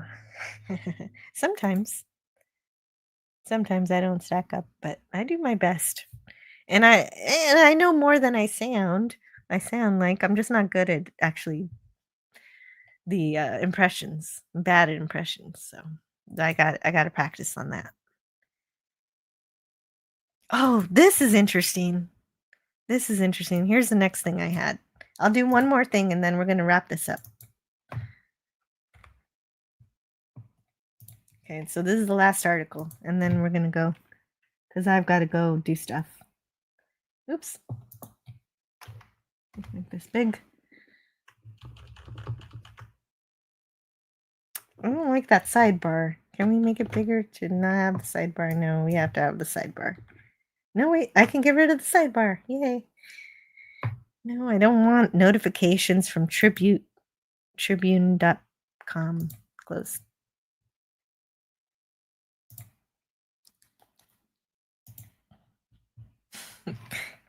Breaking Bad creator teams up with Rhea Seehorn for Apple TV Plus sci-fi show. So Vince Gilligan, I really liked Breaking Bad.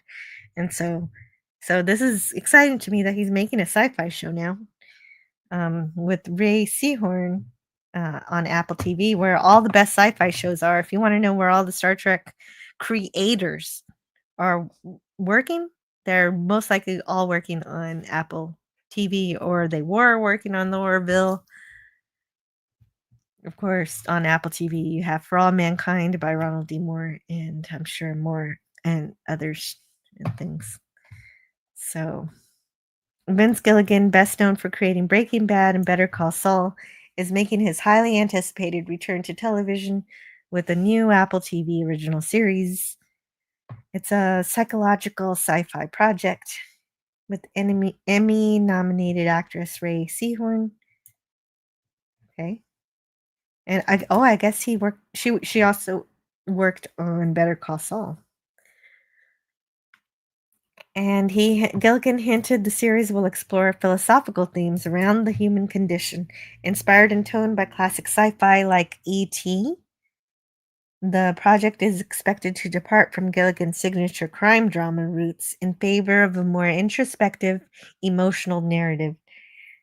Adding to the anticipation, Apple TV posted a cryptic tweet on July 22nd, 2025, featuring a looping teaser video titled "Happiness is Contagious." The post links to a YouTube countdown set to end at 3 p.m. Eastern Time on Friday. Oh, I guess that ended already then. Oh, wait, it ends in an hour.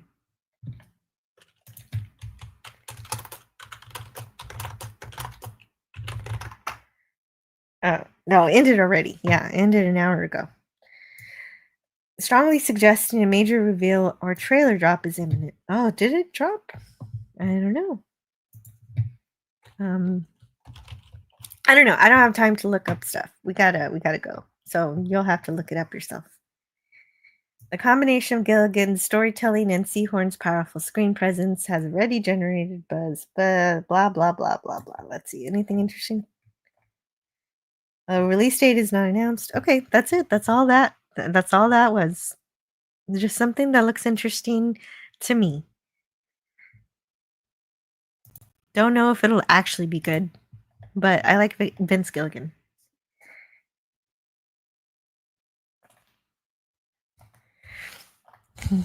James Caserta says Jill is Star Trek. Oh man. I do hope that Star Trek gets on a better path soon.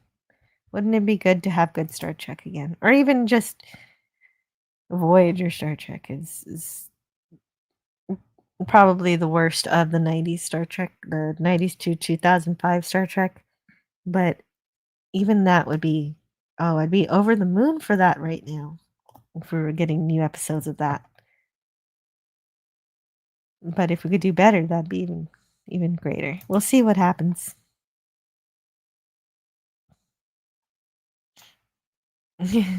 Khan in that quote needs the music taken out and reused as the new Wilhelm scream. I'm okay with that. Okay, so yeah, the Jill Note Spot wants you to remember to check out Scotty R37 at the Phantasmagorium, Cinema Gulp, and Trev. Oh, whoa! Why does it say Trev Retro? I need to fix that. Oh, but also X, also on Twitter. Check him out at Twitter at /Scotty R37. James Caserta says, "Can you sing, Jill?" I say sometimes I have a voice only my children can love. So, not really. No, I can sing. It's just a matter of if anybody wants to hear it. I don't think so.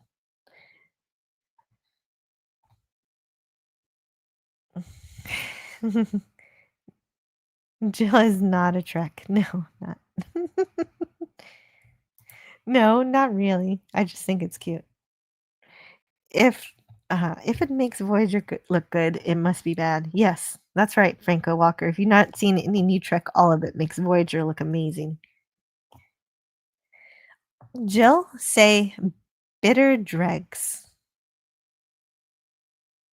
Okay, I just did. That's going to be a weird last thing to have said on this live stream, but I guess that'll have to do because we're pretty much done here. And maybe I'll play a few videos. I need a second, so I'm gonna play a video for a minute. Yeah, let's play this commercial. Kenner's new Oscar Goldman with exploding briefcase. I have a secret assignment for the $6 million man. It's in my briefcase. Careful, if it's open wrong, it'll self-destruct. Check video scanner. Oscar will contact headquarters. Your order, Steve. Hey, Maskatron has the briefcase. Look out, it'll blow apart. Arr! Oscar Goldman with exploding briefcase, $6 million man and Maskatron, each sold separately. All right, everybody. Thank you so much for joining me on this Friday.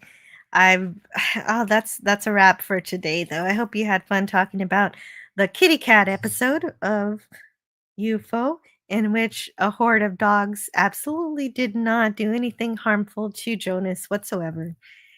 And also, I hope you didn't mind a little bit of time talking about some things that are interesting to me that horrify Franco Walker.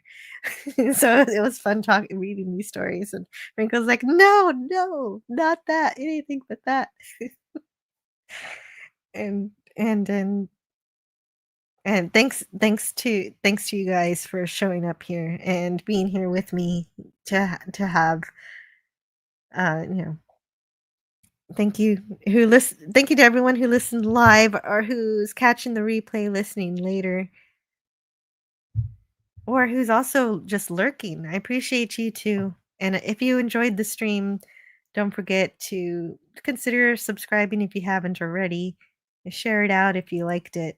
And also, if you have any questions or comments or something, putting those in the comment section, it would be phenomenal. I know that YouTube is changing how they count views, and engagement is suddenly now very more important than ever. It's always been important, but I think they're amplifying the importance of it to the detriment of small creators. So if you've got anything to say, I'd love to hear from you. And until next time, have a wonderful weekend. Franco Walker agrees with me now. The cat lived. Thank you, Jill. And another reason to find all the 7 South Star Trek and Lost episodes are on Star Trek ads. Okay.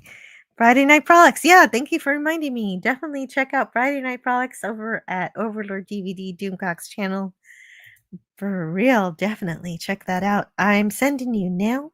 Oh yeah, send her fan mail. Yeah, the comment section is my fan mail, and I respond to every single one. And please subscribe, hit the bell, share, hit like, select live chat, and don't forget to hit refresh and leave a comment after the stream, as it helps the channel grow. And Jill gets tons of fan mail. Oh, but Gavin does not agree with me. Oh. He doesn't want to buy into my delusion, but that's okay. So I'll see you guys later. See you next time. I'll see you tomorrow. I'm gonna play Fallout, so I'll see you tomorrow. So it won't be long until I see you again. Bye now.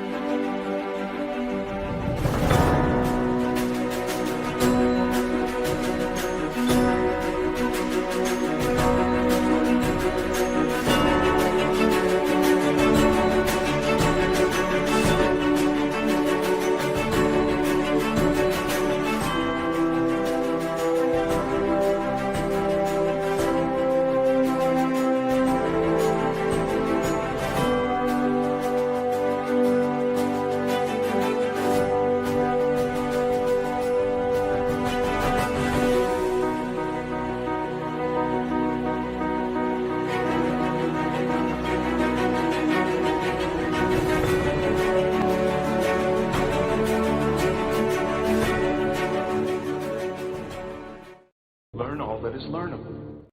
And the ways our differences combine to create meaning and beauty. It has always been easier to destroy than to create. May we together become greater than the sum of both of us. Well, now you have something new to think about. Carry on.